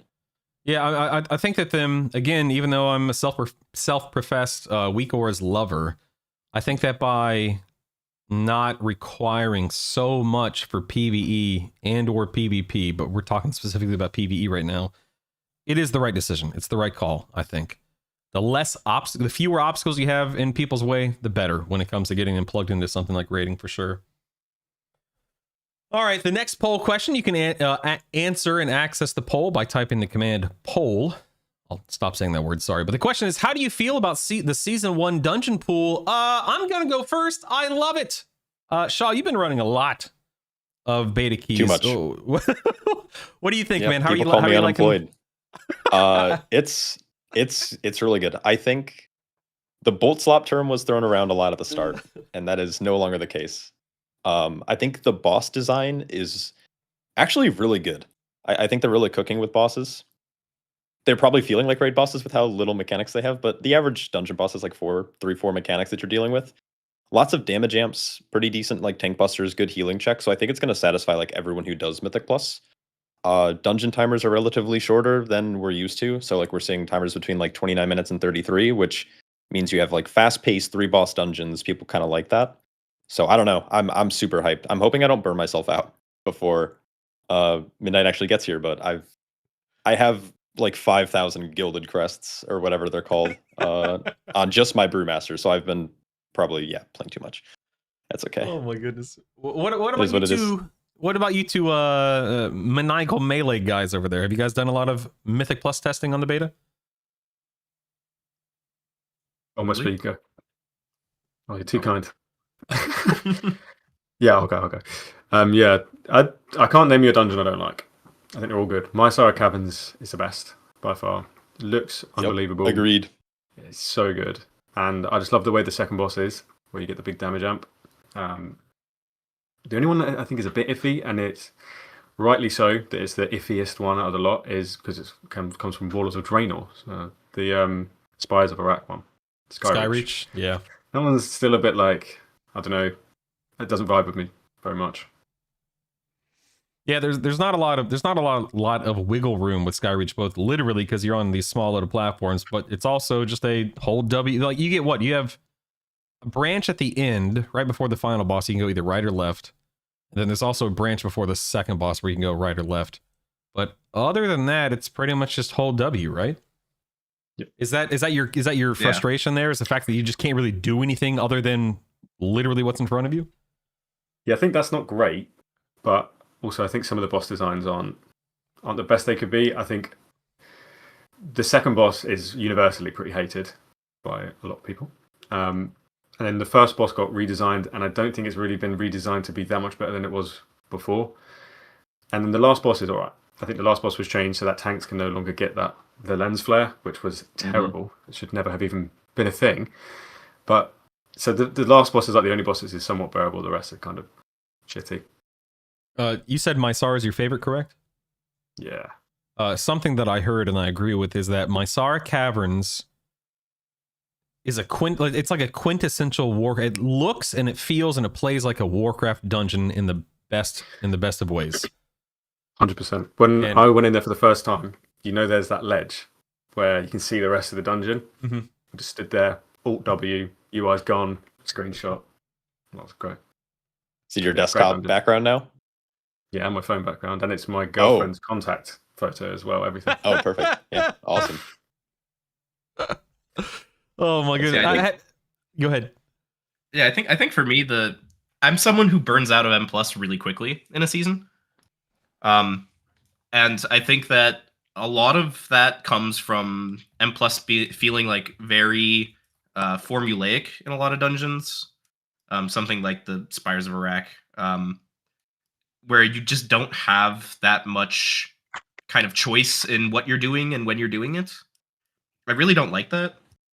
I much prefer kind of the M+ dungeons that are really open. You get to choose which way you go and, like what you're pulling, when you're pulling it, double pulling, triple pulling. And I feel like a lot of the dungeons actually kind of favor that sort of style now. But I also kind of really enjoy the bosses feeling more like raid bosses. Like having a 3-boss dungeon that's shorter, but the bosses themselves feel kind of more impactful and not just kind of like a mini boss. Really just helps elevate the dungeons, I think. So I'm excited for Season 1, but knowing me, I'm probably just going to do my gearing and then burn out again. So, I mean, do you think that Mythic Plus would benefit from being... I mean, you said a moment ago, Shaw, that these timers are anywhere between like 29 and 33 minutes. Do you think dungeons should or would benefit from being even shorter than that? It's like a difficult thing for Blizzard to do, just with how they've kind of sculpted dungeons. I know the Fellowship model. I don't know if you guys happen to play Fellowship for a bit, but I like what Fellowship does in terms of their dungeons are literally just a 1-boss dungeon. And I think people really like that, and it leans into the accessibility where like you have, an hour to play, you can get like 4 dungeons done. And Fellowship did that really well. I like when Blizzard makes shorter dungeons. I do like the occasional 4-boss dungeon or even 5-boss dungeon. Like I love Tazavest Streets. It's like my favorite dungeon. But I do think that making dungeon timers shorter like leans into accessibility, which is just better for the player base because not everyone is a content creator and not everyone like makes this their main hobby, right? It's something they do leisurely after work, maybe a couple days a week. And so I do, long story short, yeah, I think having shorter timers is really good. It's not like anything crazy, like 32-minute, 33-minute isn't like that's kind of how the War Within is, but we've had a couple of like longer dungeons than that, especially back in Legion, dungeons for like 40-minute timers, if not more. So now it's like Spires is 29, I think they just changed it to, or 29, 30. And it's like, even then, it still feels like you can get the dungeon done in 23 minutes. Mm-hmm. So I don't know. It's good. Also, really quick, I have to let my dog out. So sorry, I have to stand up. Please. It's all good, dude. Be right back. What about you guys? Do you guys think that are we in a good spot, or do you think that we would benefit, or the game would benefit from shorter dungeons? I don't think so. I think people would just complain that the content just lacks depth. I think the fact that they're long is only long because you're doing high-level content. Like 12, I don't think a 12 is very long. Like you can blast through a plus 12 in like 15 minutes, but it's once you start doing that high-level content that requires the longer timers, that's when you need to invest more time. Sure. It's a bit. I think I know what kind of the accessibility side is. Like you can't just step away for a moment and do something else. Like not everybody can just sit at their computer for 45 minutes uninterrupted. Many people have kids. Many people have to let their dog out. So it's difficult. I mean, I had to, before I forget though, we have to touch upon Majesty's Terrace and how good of a rework that is. Oh, please. I think that's a great rework. I don't know if- It took me a runner. I mean, I was playing back in TBC when Majesty's Terrace first came out. I'm old. We know that. But it took me a run or 2 runs from be like, oh, wait, this first boss is where that council fight, not council fight, but it's like where that 5 boss fight was. And the second boss is where Kael'thas was. And I'm like, oh, I know what this place is. This is awesome. Yeah, I like it, man. I like it a lot. Yeah, I think it's so sick. I would like doing damage and doing loads of AoE and doing just as much damage as physically possible, even if it's just shitloads of AoE. I love that. I love dungeons where I can do that. What you're Sorry, telling me I'm is swearing loads. you're a DPS player through and through is what you're saying, right? Fun Never- and doing damage inherently go up and down together. Doesn't When matter was how the- nice your class might feel. When Does was no the damage. last time you played Yeah. Blood, Obly? Huh? When was the last time? Probably before I was born. That's okay. I used to be a tank. I'm not a tank anymore. I'm a hunter, like I've been saying. Do you guys think that this first season is going to have legs? Is it going to have staying power? Do you think people will be happy to be in this first season 4, 5, 6 months down the road? I don't know about that long. But, Yeah. you know, I think there's definitely going to be hype. Everything's obviously new, so new obviously always attracts people, and people are going to enjoy the new stuff.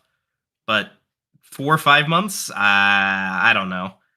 What I will say is this might be a hot take, but I would prefer 16 dungeons that are 2 bosses each, rather than 8 dungeons of like 3 to 4 bosses. I think even just splitting bosses up, like splitting dungeons like they do with Tazavesh, doing something like that and just having everything be like a 2 boss dungeon or even just 1 boss dungeons like Fellowship, I think would actually do a lot for keeping M+ kind of fresh. I totally agree. I would love to see that, and B, let's just take 1 season, do that, see how we feel. Like, let's just do it and see how it goes. I think that the majority of people, and I'm making this up, I think it would be a win. I really do. Shaw and you have both said something similar. Do it, Blizzard. I dare you. Do it, please. Do you guys like delves by any chance? I love No. delves. I'm a mole person. There you go. There you I go. think delves That's are fine. so good. Because I was doing delves right before this podcast. I was doing that Exactly. and pollinating my neighborhood. I was getting bees and stuff. To me, I Why is feel that like, funny? That's feel- best content. I feel Sorry, like go ahead. delves are the shorter dungeon content. Yeah, You can. That's how it kind of describes it to me. I kind of delves have are good. issues with delves as a rogue because Oh. I either stealth past 80% of the delve, or I can't stealth past 80% of the delve, and then I get meleeed in the face and instantly die. So my delve experience as a rogue is not ideal, but the content itself is pretty good. Yeah, I wasn't laughing at you. I was laughing at how you said you were pollinating the neighborhood. I'm assuming you meant endeavors, correct? Yes, I was endeavoring. Okay, I have just the mole making men sure. in my neighborhood. Spreading his seed, as they would say. yeah. Maybe phrasing was off there, but No, it's all good. It just made me laugh. yeah, it related to delves because the mole people from I understand. the Dragonflight Zone are in my neighborhood now. We're gonna talk. We're gonna go ahead. Go good. No, it's just We'll talking, dude. We'll Go we'll be talking about delves here because I want to talk about labyrinths in a few minutes. But real quick before we do move on to this final big topic, do you think that class pruning, the combat add-ons, blah blah blah blah blah, do you think this first season can it or has Blizzard positioned it to help players acclimate to Mythic Plus? Are they going to help? Is this first season going to help people get comfortable, familiar, better? Or is it just a fun season because we've all been running Mythic Plus for 10 years and it's all pretty chill? I have a huge rant for this, but I'll let someone Please. else go if they want. Always yours.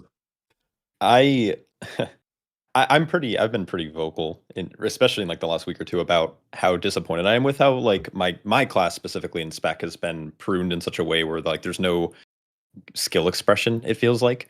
I say this as a tank, like that's just ironic, but they've gotten rid of all like the cool fun things that like made Monk really enjoyable and was able to show like why someone like me who's able to play the game more actually treats it like a hobby or even like a sport, compared to like the average person who was like a Windwalker player who can play like once a week and then decides to tank a key for his friends, you know.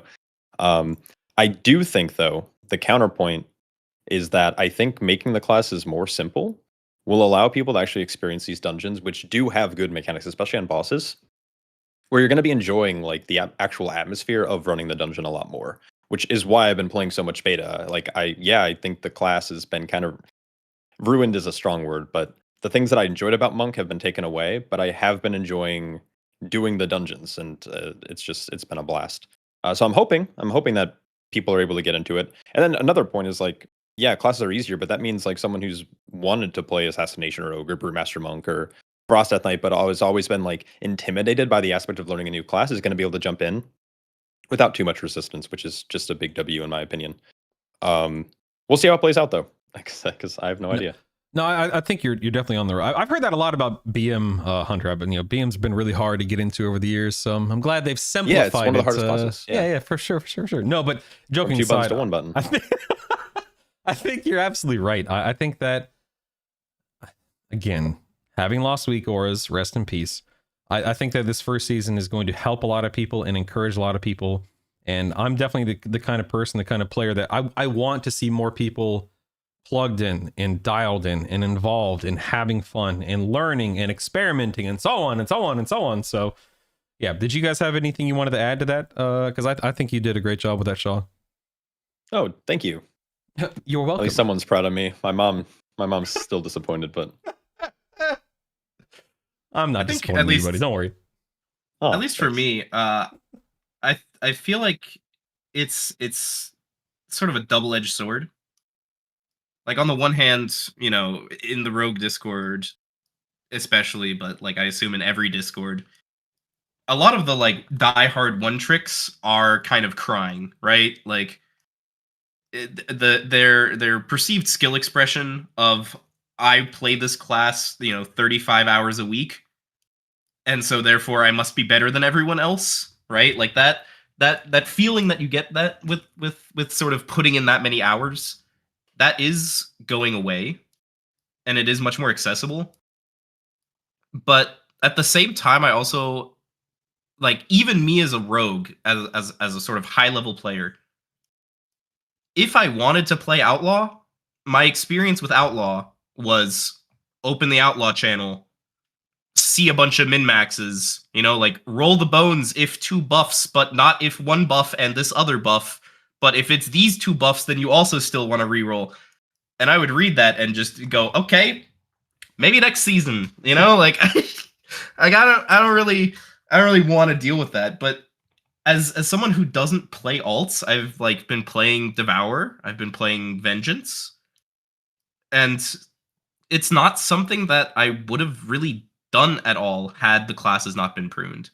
And I have to take a step back a lot of the time and realize that the pruning is not for me, right? Like, Assassination Rogue gets easier, but it's unrealistic to expect Blizzard to design Assassination Rogue around what I would kind of, what my skill level and my knowledge of the spec.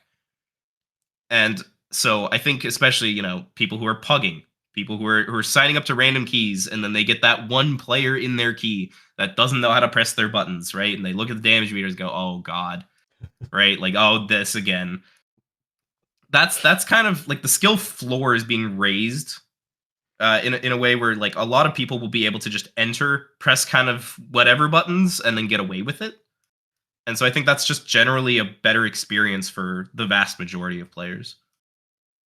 So while you were talking, I was reviewing chat, and Rye Cinnamon said the overall experience is going to be good, but those who are advanced in their class will feel empty. Is that kind of what you're saying? Would you agree with that?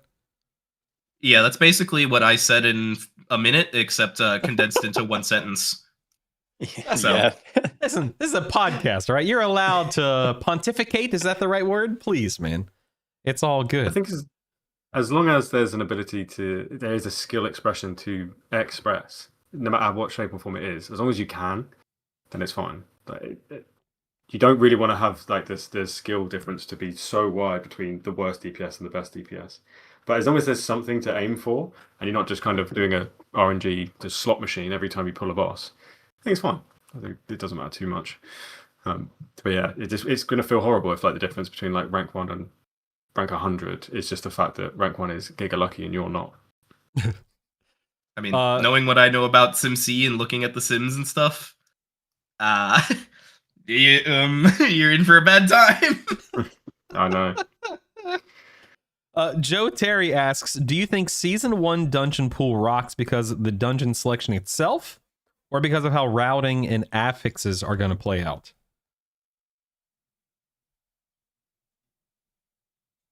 Not sure about the Like- affixes. Yeah. I don't know. I think that all the dungeons just look good. The reworks are good. I tell you what, I don't like Den of Nelorak, so I'm glad that that's not in the Season 1 dungeon pool. I don't like that one either. I don't know what it is. Wait, why? I agree Why with not? you. What's wrong with Den? I don't know, It's just man. that bit we have to I like don't- run. Yeah, I just don't like how long it That's is. that's the best dungeon. I'm so Oh, sad it's man. not in the first pool. You're wrong. You get You're to wrong. fight bears. You're it's wrong. Bear, and then bear dreams, man. Have you ever? Yeah. All right. Okay. I think it's such a trippy dungeon. That's so. I bet you it's like Throne of Tides as well. No, that dungeon. No, that was terrible. No, I don't know. I just don't know what it is about this dungeon. It just feels off. Maybe I'll like it it by the the time running? Season 2 rolls around. It's that like like- bears on crack, and then you get to go into their dreams. It's so sick. It's the windy bit. The windy bit where you have Oh. to fight the wind all the time. Oh, there's a counterplay. You stand in the little snow piles. Yeah, I know that. Oh, okay. It's just shit You're in in the UK. You just that's advanced. What's Let's not take going that. on? Okay. I don't know. Yeah, I there feel we for my other party members. I'm very sympathetic. Oh okay. yes, of course. Yeah, Death Knight complaining about Sympathy. knockback. Okay. Yeah. okay. Yeah. It's like I what? don't disadvance in solidarity to my party. I took it off my Oh bar. goodness. That's insane. This discussion's poll asked the question: how do you feel about the Season 1 Dungeon Pool? And the response was mixed at 37.5%, but right behind it, 33% of the people said they like it.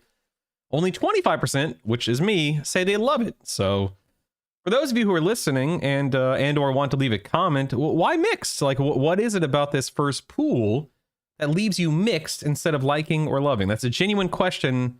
I would like to know your reasoning. Guys, I don't know if you were paying attention to WoW this week, but they released a midnight roadmap. Don't know if you know that or not. The last poll question asks the question, does the midnight roadmap make you more confident in the expansion's future? You can vote on that now by typing in the command poll. But what do you guys think? Good, bad, kind of exciting, kind of meh? What do you guys think about the roadmap? Did you even know a roadmap released? I'll chime in with Please. the raids. The fact that they're going to do like those intermittent raids, I think that's great. I think it was well good. I've been asking for that for ages because the way that the raids have been going the past couple of expansions, it's been boring. And yeah, I think these like little one boss raids here and there would be great. So When's the last time they did a one boss raid? It was BFA, right? Unot? Was it Crucible? Is it really Crucible? Was that I believe- how I long it's believe been? I mean, So, Crucible. yeah. Crucible is 2. Isn't that like Crucible is 6 2 years bosses. ago or 8 years ago or something? It was BFA, yeah. It was 2019, I believe, right? Jesus, that's so long. I think someone can correct me if I'm wrong, but I think it was 2019. Yeah. So obviously, Back when Brutal had hair, you know? What? Oh, listen, I've been bald since my 20s. Thank you very much. All right. So like the 1950s or? Man, it's weird being the Honestly. old guy. I used to make fun of the old guys. Now I am the old guy. No, I totally agree with you, man. Listen. I'm at my core, even though I've had the biggest break from raiding I've ever had over these past few years. I'm a raider at my core. I love the fact that more raids are coming. I'm excited for it, etc., etc. What do you have to say? And this is something I brought up on my stream the other day. Good or bad, whatever, however you want to look at it. Do you think it's better with they're doing what they're doing by introducing an entire new raid, or do you think it would make more sense for them to add a boss or two bosses into the existing raid? I mean, I guess the new raid, it's more exciting, right? Because it's a whole new area, blah, blah, blah. But do you think there's anything to be said That's about pretty just cool. adding bosses? It's a pretty cool take, to be fair. I don't know how the logistics would work with adding those two bosses. I guess they would just have like the area already made. But I think it's easier for them to just fully create just a new raid because they can just make that instance fresh. And obviously, Mhm. if it's an instance made for that boss, they can implement some techie stuff like dragon riding or something. But bring back mythic phases, actually. Like end bosses with secret mythic phases. Bring those back straight away. Yes. Yes. Oh, the one that springs to my mind immediately. I'm sorry. Did you have more to say? I don't want to interrupt you. No, I'm done. Dude, Mythic Imperator Margok in High Mall, last boss in High Mall. Yeah, dude. Phenomenal. Man, I loved that fight. That was probably my favorite secret Mythic Phase boss fight ever. Full stop, period. Absolutely loved it, man. I don't know if you guys have a take on that. WoD was a very long time ago. What was a very long time ago. I Once don't again, agree, but, showing your I- age. That may be true, but nevertheless, it was a good boss. All right. I don't know what it is about Cho'Gall just showing up there at the end. Just oh god, it was so cool. It was cool. That was was last- that was so before good. they streamed, right? Like that was before the Race to World First Yeah. and everything. So when you got there, like I think more people got to experience that kind of Yeah. unique aspect of like, oh shit, that's Where'd happening. this guy come from? Yeah, when, this is cool. when was the last like secret mythic phase? I don't even Gallywix. know. They just Yeah, didn't like- have he just didn't have mechanics. All right, was a other than Gallywix, when was the last one? I wonder. I don't know. I can't recall off the top of my head. That's nuts, man. Yeah, Mythic Imperator Margok, big fan. Go ahead. Was it N'Zoth? Was that secret Jailer? or no? I don't remember. I think it was Jailer, no? Did Jailer have a Maybe secret mythic Jailer. phase? Yeah, what was the Yeah. jailer phase? I don't even know. It was like that he Jailer had healed, the- right? Yeah, he had like the healing thing that you had to do. Mm. And you just I brought quit- a Venthyr Fire Mage and it negated it or something. Yeah. I quit Or after Shadow Priest Nathria. or no, Mind Games. Mythic Yeah. phase, or was that just a mythic mechanic? I don't know. I don't remember. What do you guys think about Prop Hunt? I'm a big fan. I think Prop Hunt's going to be a lot of fun. What do you guys think? Yeah, could be alright. Yeah, The people who like it, all right, like it. The that's people who don't. I Does don't anyone know if It's fine. Does anyone know if you can pass in it? If you You can can, parse, I'm in. yeah, you'll I definitely don't be Ranked, interested. Yeah, rank- ranked I'm in. prop hunt. yeah, ranked leaderboard. I don't That'd think actually so, be buddy. But Stoner So- Shuffle prop hunt. here's the question. All right, so much like housing, we can get into this as much as you guys want, but like, how important is the message of Blizzard saying not everything needs to feed into progression? Like, how important is that message to the player base? Is it important at all? As the local Blizzard shill, I think it's really important. I love that kind of stuff. Like Plunderstorm was a banger. I don't think Prop Hunt will be as good as like Plunderstorm, but I do think them adding this kind of stuff, especially like housing, it's just good. Like it's additional content you can do and mess around with your friends. Like those kind of games are like, I think people are more fun. Like you meet in WoW, but then you hang out with your mates in Discord and play weird games like Among Us or Prop Hunt or Plunderstorm or whatever. And like those are like your best memories playing this game. So I don't know. I think it's a big W. Is it a great selling point? Was I super happy with the State of Azeroth presentation? Maybe not, but Prop Hunt sounded lit. So I don't know. We'll see. What about you guys? What do you It guys doesn't- think? If it doesn't take away from like the stuff that could do with a bit more like, TLC, then why not? Definitely. Yeah, I think that's basically where I am. Like them adding, prop hunt and whatever is cool and all. But it is something that they then have to kind of support going forward. And as long as, there's not too much upkeep there, then like that's fine. But if it takes away from, actual content, like patch content or whatever, then that's going to be an issue. I can't imagine it'd take away from much, if anything at all. I don't. I'm not going to pretend You like never I know. About know. I'm not going to sit here and pretend like I know about the inner workings of Blizzard because I don't. But let me share you the old man perspective. Okay, I have a 9-year-old son, and he doesn't actively play WoW, but we have played games in the past like Fortnite that has a prop hunt, game mode in it. And I'm telling you, man, anything that can help you, anything that can help you connect with people is a great thing, but anything that can help you connect with your kid is on a whole other level. I mean, you talked about playing with your friends and hanging out on Discord, Shaw. Love that. But I'm telling you, something fun like a Plunderstorm or a Prop Hunt or something that you can do with your little guy or your little gal and they can just have fun with it. Oh man, there's nothing like that.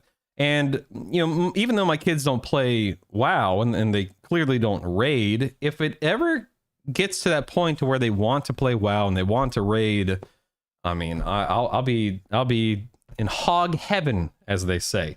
Who says that? Big W. I don't know, but it's a phrase that I grew up with, so that's kind of how I see it. It's good. Druish says anything that can make you hate your friends is top tier content. I don't know, like from a streaming standpoint, how am I supposed to play prop hunt with viewers because they'll see my screen? That's not fair. I have to figure that part out, I guess. But going back to the plenty raid of prop thing, hunt streamers, right? I mean, Many people have done that before. That's fair. That's actually a really good point. I hadn't thought about that, of course. Going back to the raid conversation that you brought up, Aubrey, like, do you think that is there any risk at all with burnout? And maybe burnout's too strong of a word because we're talking about a 0.5 or a 0.7 patch update, whatever it is. I can't remember. I'd have to look at the roadmap again, but I think that people are going to be excited about it. I think Blizzard thinks the same thing, hence why they're doing it. You would agree with that, I assume? Yeah, it'd be difficult to. I think you probably burn out doing the same raid for another 2 months. I think that's a fair take, yeah. Than having something new. Yeah, especially if like some class changes come with it, then many people will be excited to use those class changes in a new instance. I think it's good. So one thing that we talked about earlier, we talked about Tazavesh earlier and whatnot, right? Mega Dungeon. I'm not a fan. I don't like Mega Dungeons. Maybe that's a hot take. I don't know. But let's talk about Labyrinths for a second here. What do you guys think about this Labyrinth system? You guys play Delves. You guys said you like Delves. You were doing a Delve before the stream, before the podcast saw. What are you thinking about this Labyrinth announcement? It's good. I don't really have any takes on it because we know what it is, like the concept of it, but we don't know how it's going to actually interact. Right. But I don't really play other games. Like I dabble in Minecraft every once in a while, but for the most part, like I'm on WoW or I'm on beta. And so content like this is really nice for me. So on nights where I don't have anyone on like who wants to do keys, because I'm not someone who does like my weekly 12s. Like I'm either pushing or I'm not. And so like going into Delves is just like a way to like do something in the game. And there might be collectibles or I might be like gearing up alts or getting any kind of currency. So I don't know. Like I think Labyrinths are dope. And I think since like the start of the War Within and even going back to like beta and alpha, to where we are now with Delves, I think Delves have come a long way, and I think them iterating on it even more is just a big W. I don't know. I like them adding all these other systems. It's no longer just raiding Mythic Plus and PvP. It's now you have people who enjoy Delves. You still have World Quest. You have Prop Hunt now. Housing is huge. So I'm all for these kind of systems. So I'm excited. I just don't have any thoughts on it yet because we have that's not coming out till like 12.1.5. Yeah, right? it's a ways out. Yeah. Let me. So it's like it's still a while out. Yeah, 12.1. So we're looking at autumn of this year. Go ahead. Yeah, I was just saying, like, I don't know, like the Labyrinth stuff sounds cool, Prop Hunt's cool and everything. The thing that kind of, I wouldn't say it disappointed me, but it just kind of is more of the same, is that most of the roadmap is like, guess what? The new patch will have a new raid and a new zone, and it's gonna have a new dungeon. Like, yeah, we were all expecting it, Yeah, the best part when he was like, I can't wait to share this with you. I can't share it with you. You know exactly what it is. It's the same thing that it always is. Okay. Yeah. Here's my take on that. Are you done with your thought? Because I don't want to interrupt you. I don't think once, so. just spitting out just words. Okay, so yeah, it's just a constant flow, Yeah. I have heard a lot of people online, Twitter, Reddit, the usual places, right? Complaining that the roadmap didn't really unveil anything, and oh my god, Blizzard's focusing on housing so much. And from where I sit, here's my take. I don't know what I'm curious to know what you guys think about this.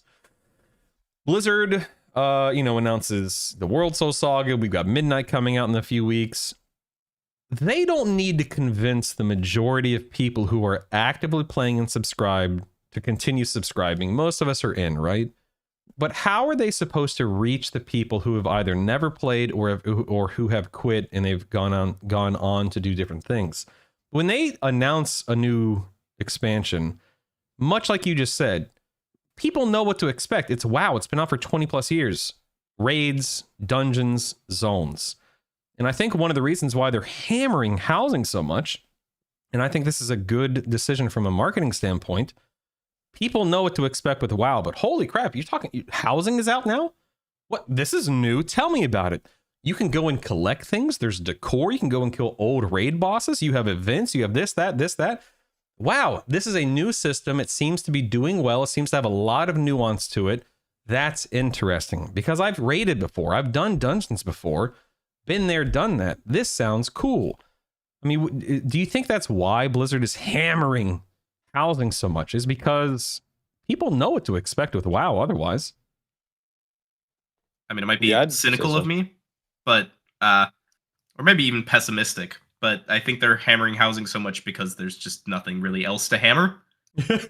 Like they could hammer like, oh, we're bringing 8 bosses, right, and it's across 3 raids, and like, oh, there's a new dungeon pool or whatever. But like that doesn't have any marketing value.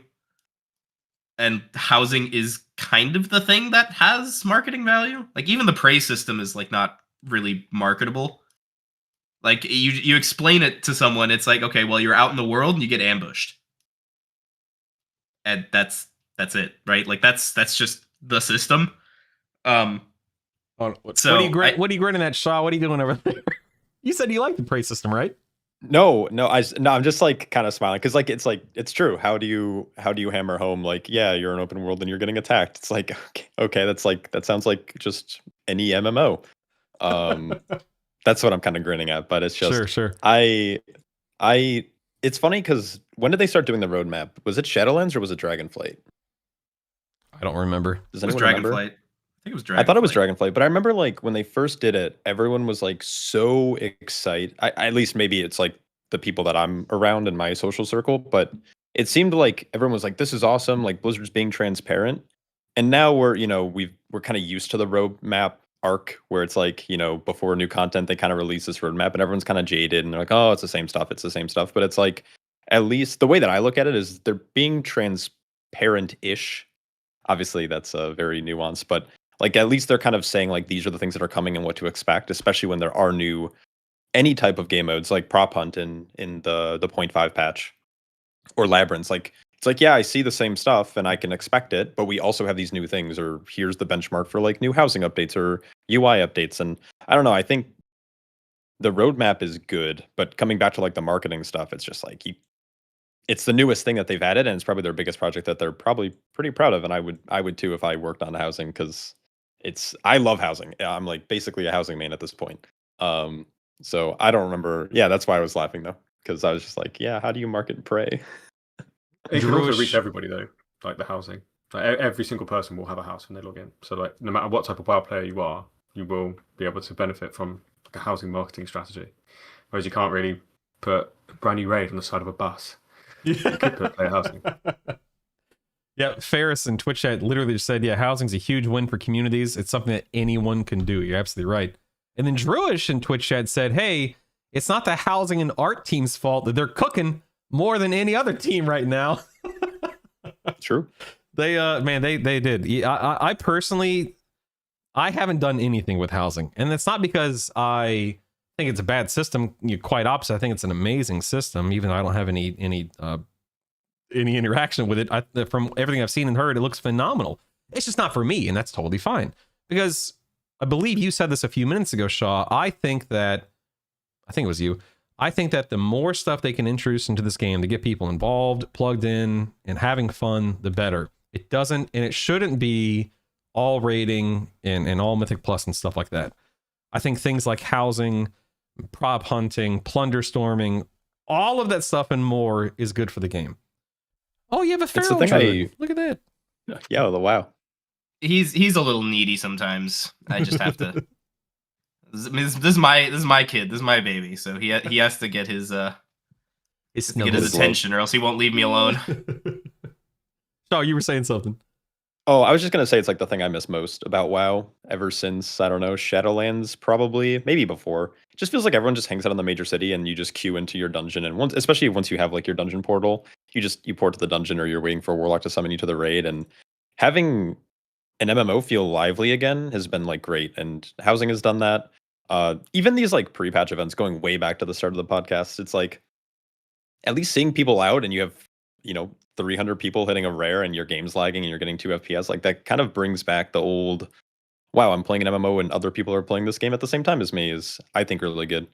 So yeah, W housing is all I'm trying to say. Yeah. I want to give a shout out to chat today, both YouTube and Twitch. You guys have been killing it with questions and interaction stuff. I'm sorry that I haven't gotten to everyone's questions today. W Twitch but, chat, dude, for real, you guys have been all knowing today. Apparently. Obley, did you have anything you wanted to add before I start transitioning us to wrapping things up? Yes, that cinematic. The cinematic for the housing is so good. Yes. Like, when you said, how can we appeal to a larger audience? Make a fucking show. Sorry for swearing. Make a show like Arcane, but for WoW. I'm sure I heard something about them talking to Amazon about it at some point. But if they did something like that, exactly how the cinematic was, but as a WoW show, I started playing League because I watched Arcane and thought it was amazing. Really? I didn't like League. But I don't think anyone likes League. Even League players. I Yeah, literally. But I think if they tried to come up with some sort of show, it would do wonders. That would be really cool. I want to get through. Playing Go ahead. I've been playing a lot of Mayhem ARAM. Mayram. Me too. And that's like honestly really fun. You just queue in and you get all of the bad augments, and then you can complain that you got bad augments, and that's why you're bad. My wife and I used to play ARAM quite a bit. What's Mayhem ARAM? What's that?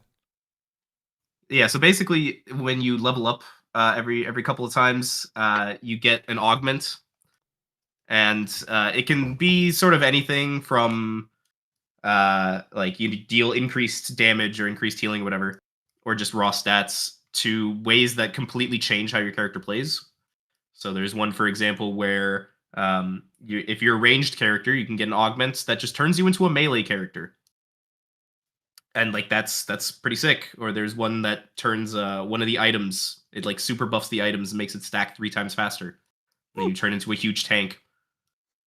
My wife and I might have to play a little Mayhem ARAM later. All right, thanks for letting me know, man. Is your push to talk key on your mouse, Whisper?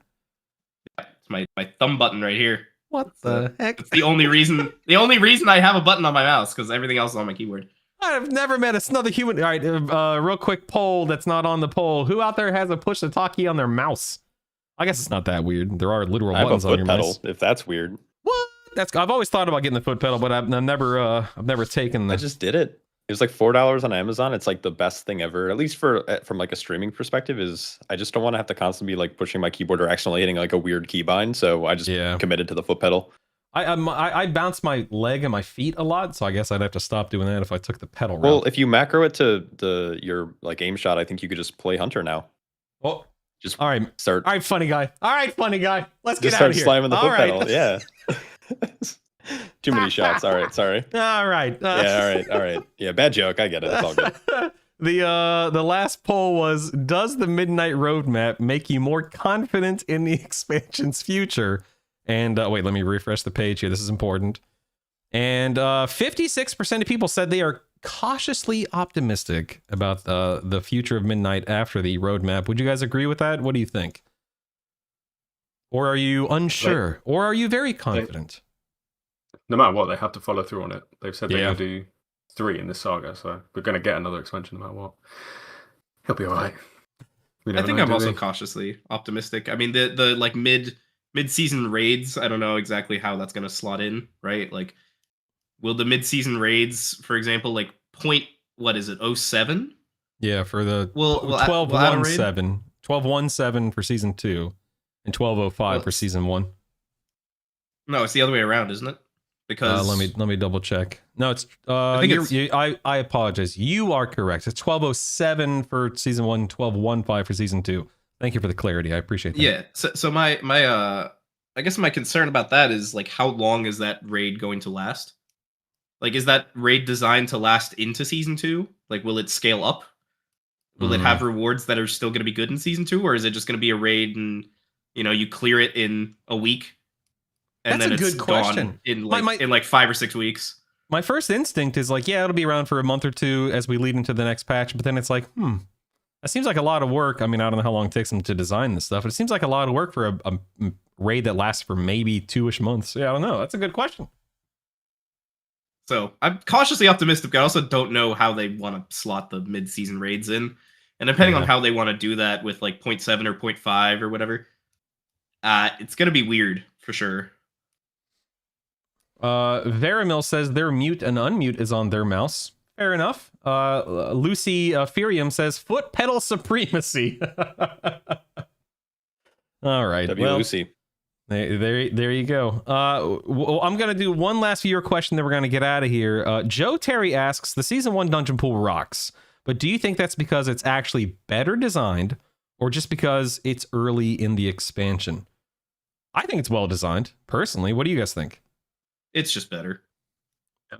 I think they've taken criticism of what Mythic Plus has become over the last couple expansions, and they have like really addressed the issues, whether it's like too many kicks or like too many sharpshooters or boss tank busters being like too difficult.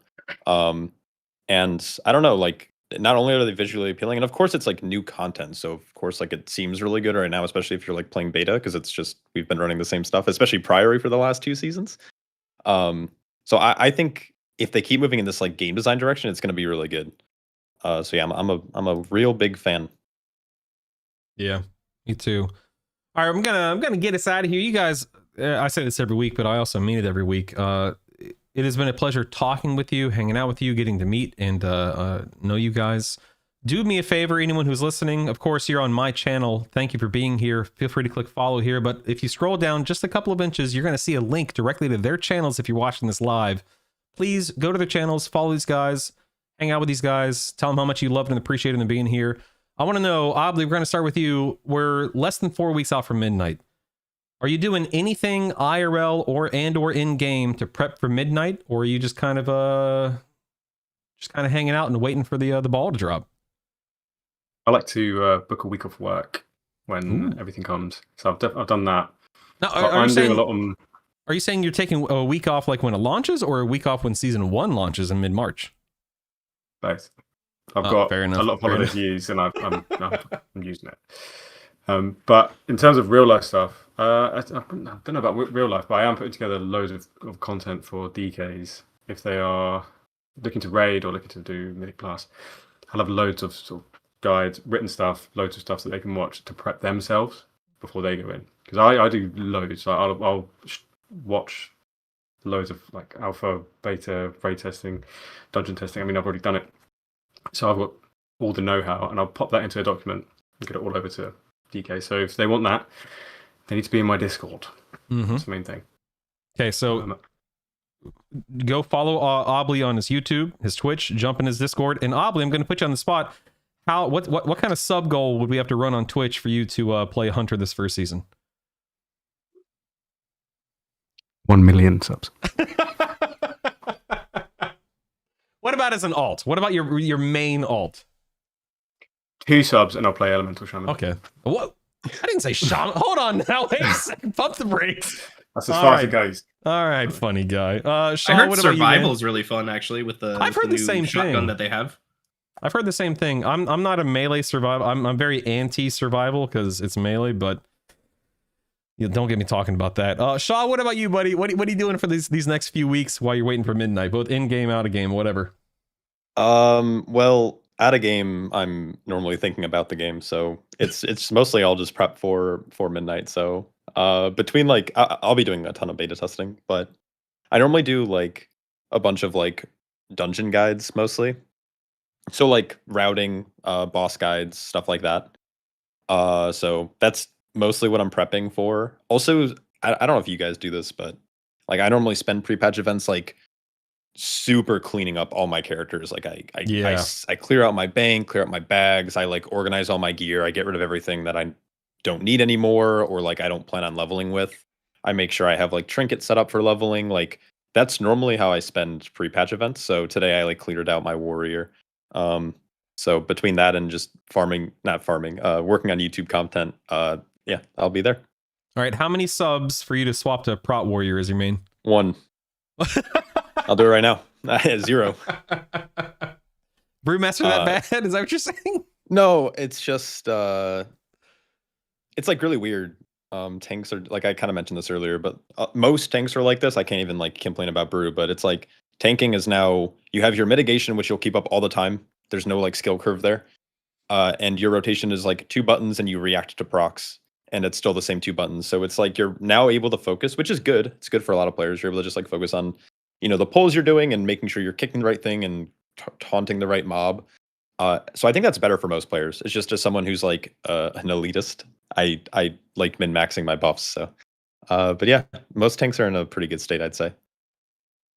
So people need to go follow you on Twitch, YouTube. I assume you have a Discord, obviously, considering we're hanging out in Discord. So make sure you go follow this guy. Is that right, Mr. Shaw?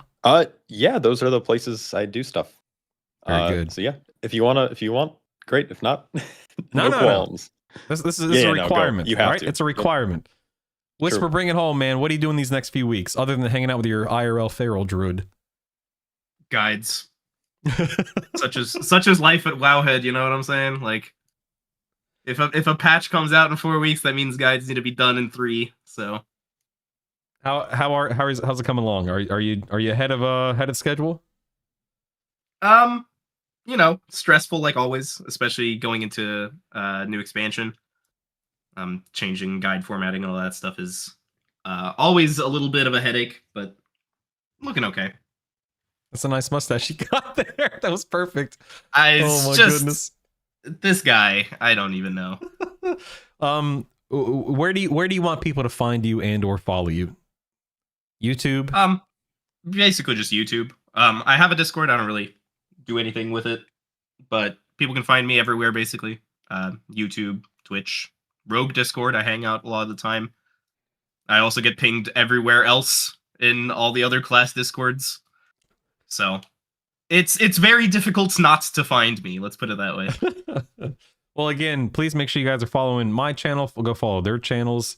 Hang out with these guys. We have literal weeks, as we've been talking about, heading in the midnight. So if you're tanking, if you're meleeing, if you're hunting, there's somebody on the stream today that would love to hang out with you and talk shop. Thank you guys for being here. I genuinely appreciate it. Thank you so much. I'm not going to announce the guests for episode 14 yet. You're gonna have to watch the recorded video tomorrow. I'll announce them at the end. Gotcha. But I do have guests lined up for episode 14. I'll be doing 14, 15, 16. Then I'll be taking a break for the midnight launch, and we'll be coming back season 2 sometime in March. So thank you guys again. Anything you want to say before we get out of here? You're welcome. Thank you. You're welcome. Anything you guys want to say before we get out of here? You're welcome. All right. Well, I'll say it for him. Go follow him, Dagnabbit. Listen, we're content creators. We need interaction. Hit the bell. Yes. Yes. You guys are fantastic. Sub to Brutal Static. Oh, that's very nice. Go sub. Remember, 1 million subs on Oblie's channel, and he's gonna main hunter, right? It's PayPal me $3,000. That's the thumbnail clickbait title right there. Give yourselves a round of applause. You guys are fantastic. Thank you for tuning in to episode 13 of Brutally Honest and Wild podcast. My name is Brutal, and I'll see you next week for episode 14. Enjoy your week, and we'll see what happens over these next few days, and then, frankly, over these next few weeks when it comes to add-ons and stuff. But anyway, get out of here. Appreciate you guys. We'll see you next time. You guys are awesome, man. The show is over. You are released. You are free. You can go do whatever you want. Oh, by the way, Obli, you played on EU servers, right? Yep. Shame. Well, Shaw, I'm serious, man. If you need a hunter for a first season for anything, please don't hesitate. Don't be a stranger, man. I love pushing keys and stuff. So yeah, I wish Battle Tag was like infinitely longer. I don't know what I'm. No. I just like, it's weird because I meet a bunch of people playing on beta, and then the season starts. I'm like, oh crap, I didn't like add them. Yeah. And so I'll I can send you my Battle Tag for live as well. Yeah. That was fun. To play with US people. Good, man. I'm glad you thought so. Guy_01 kept telling me to remind you to stay hydrated. So yeah, this is my reminder. I have a Twitch thing, like it's like 100 channel points, and it's just hydrate, and he like tries to waterboard me every stream. he spam submits it, and then everyone starts doing it, and I'm just sitting there chugging water, like It's amazing. urinating on my floor. It's terrible. No, it's not great. I've had to add a cooldown to mine. I have one. I as thought it well, was yep. such a good idea, and now it's I It need is to a do good that. idea. It's important to stay hydrated. Just don't overhydrate. What kind of dog do you have, by the way, Shaw? He's a Australian kettle hound, That's red healer amazing. mix. So he's chilling on my bed right now. Oh, Yeah. So he wanted out of the room for a second, and then I used the bathroom at the same time, and then I came back and he just followed me back, and I was like, okay, never mind. you have any pets, Oh, Obley? Just my girlfriend. Not joking. She has a cat. That's why Fair I named it, enough. not the other way around. My But Sean, wife is. Go Oh, ahead. sorry, go. No, go. I say, my name is Sean, and everyone, like every time American people pronounce Sean, they say Sean. So every time Brutal said Shah, I like twitched to think he was talking to me. Anyway, That's actually so funny. That's so probably amazing. lore.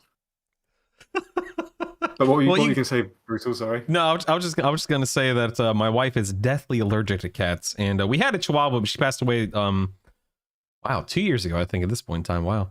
But we don't have any pets at the moment. But I keep promising my kids I'll get them like a guinea pig or something. I just haven't gotten around to it yet. But now they're asking for fish, so I can handle a fish. The only Big pet fan I've of- got at the moment is my undead ghoul. And it's on passive.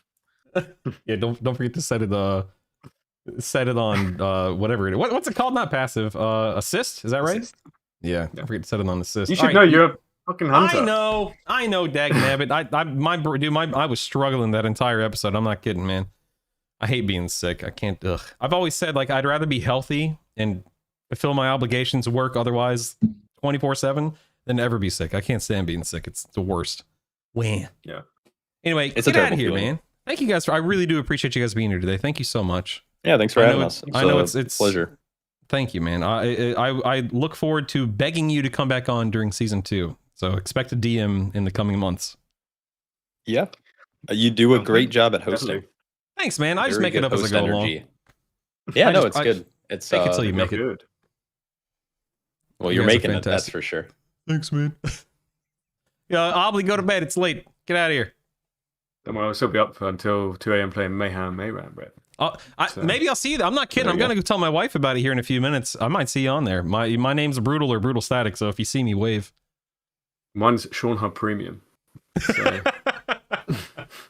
So, I had like, dude, I had so many EverQuest stories I wanted to say during that episode. Like every single time, because you referenced your girlfriend, ex-girlfriend, saying, "I can't believe you're raiding Wednesday nights." I had like a 5-minute story about EverQuest, and I'm gonna spare you, but trust me when I say I Yeah, had a lot. we broke up because it just didn't work. But one of the things that she said when we were breaking up, she was just like, "All you do is every Wednesday go up there for 3 hours and you don't pay any attention to me." And meanwhile, I'm not paying any Just- attention. yeah, just to her. raiding. As she's saying it to me, I'm just playing WoW. Right. Get out of here. Oh my goodness! Anyways. All right, gentlemen, have a great rest of your day. Thank you very much. I You as really well. do appreciate it, man. You guys be safe, and I'll see you in Azeroth sometime. Lovely Cheers. to meet you all. Thanks. Bye. Very nice Take to care, meet you guys. guys Guys. too. Bye. Another great episode, of course. This is how Brutal fails his raid trial. He starts playing Ram and LOL. Oh my goodness. Thank you guys. I really, really, really appreciate you guys. I'm speaking to the to chat right now, both YouTube and Twitch. You guys did a phenomenal job. Oh, I forgot to bring up Ashes. I mean, I probably shouldn't have. I forgot to bring up Ashes of Creation at the end of the stream. I wanted to ask those guys if they had an opinion about Ashes right before we called it quits. Nabbit. Oh well. Yeah, how about that Ashes, huh? But no, in all seriousness, you guys did a phenomenal job today. The chat energy was off the charts. So please, much like Jerush is doing, give yourselves a round of applause. You guys, anytime chat is as interactive as you guys were today, or as anytime you guys are as involved as you are, it makes my job easier. Again, it just elevates the show. So just a great job. I mean, not that you know, you guys planned it out or anything, but great job on your part, chat, and I mean that sincerely. So I am under the weather, so I am going to get out of here. That way I can start rendering this video and I can go rest, because I'm a big wimp. But yeah, you guys, please enjoy the rest of your day. I should be fine to stream tomorrow. If you are not following the channel, now is the time, ladies and gentlemen. There's never been a better time to become a Brutal Static follower than right now. But in all seriousness, go follow this channel, follow their channel. Make sure you go follow everyone or sub to everyone on YouTube. Shaw makes great tanking content. Oblie's a DK. Whisper is a fantastic rogue. And I am a hunter. So, so if you care to shoot arrows and or control pets and or play survival, even though I will not be playing survival myself, you can follow along my journey. Follow along with my journey, or whatever the phrasing is. But I'm actually gonna go hydrate right now, guy, in all seriousness. Thank you guys for being here. I appreciate you. I'm gonna host or raid channel. I only see like 3 people that I follow online right now, which is weird. Not a lot of people are streaming right now for some reason. So I'm gonna raid J.B's channel. I plan on feeling better. Seraphita, is that how you pronounce your name? Seraphita. So thank you guys. Love you guys. Appreciate you guys. I will see you presumably tomorrow, unless for some reason I take a turn for the worst.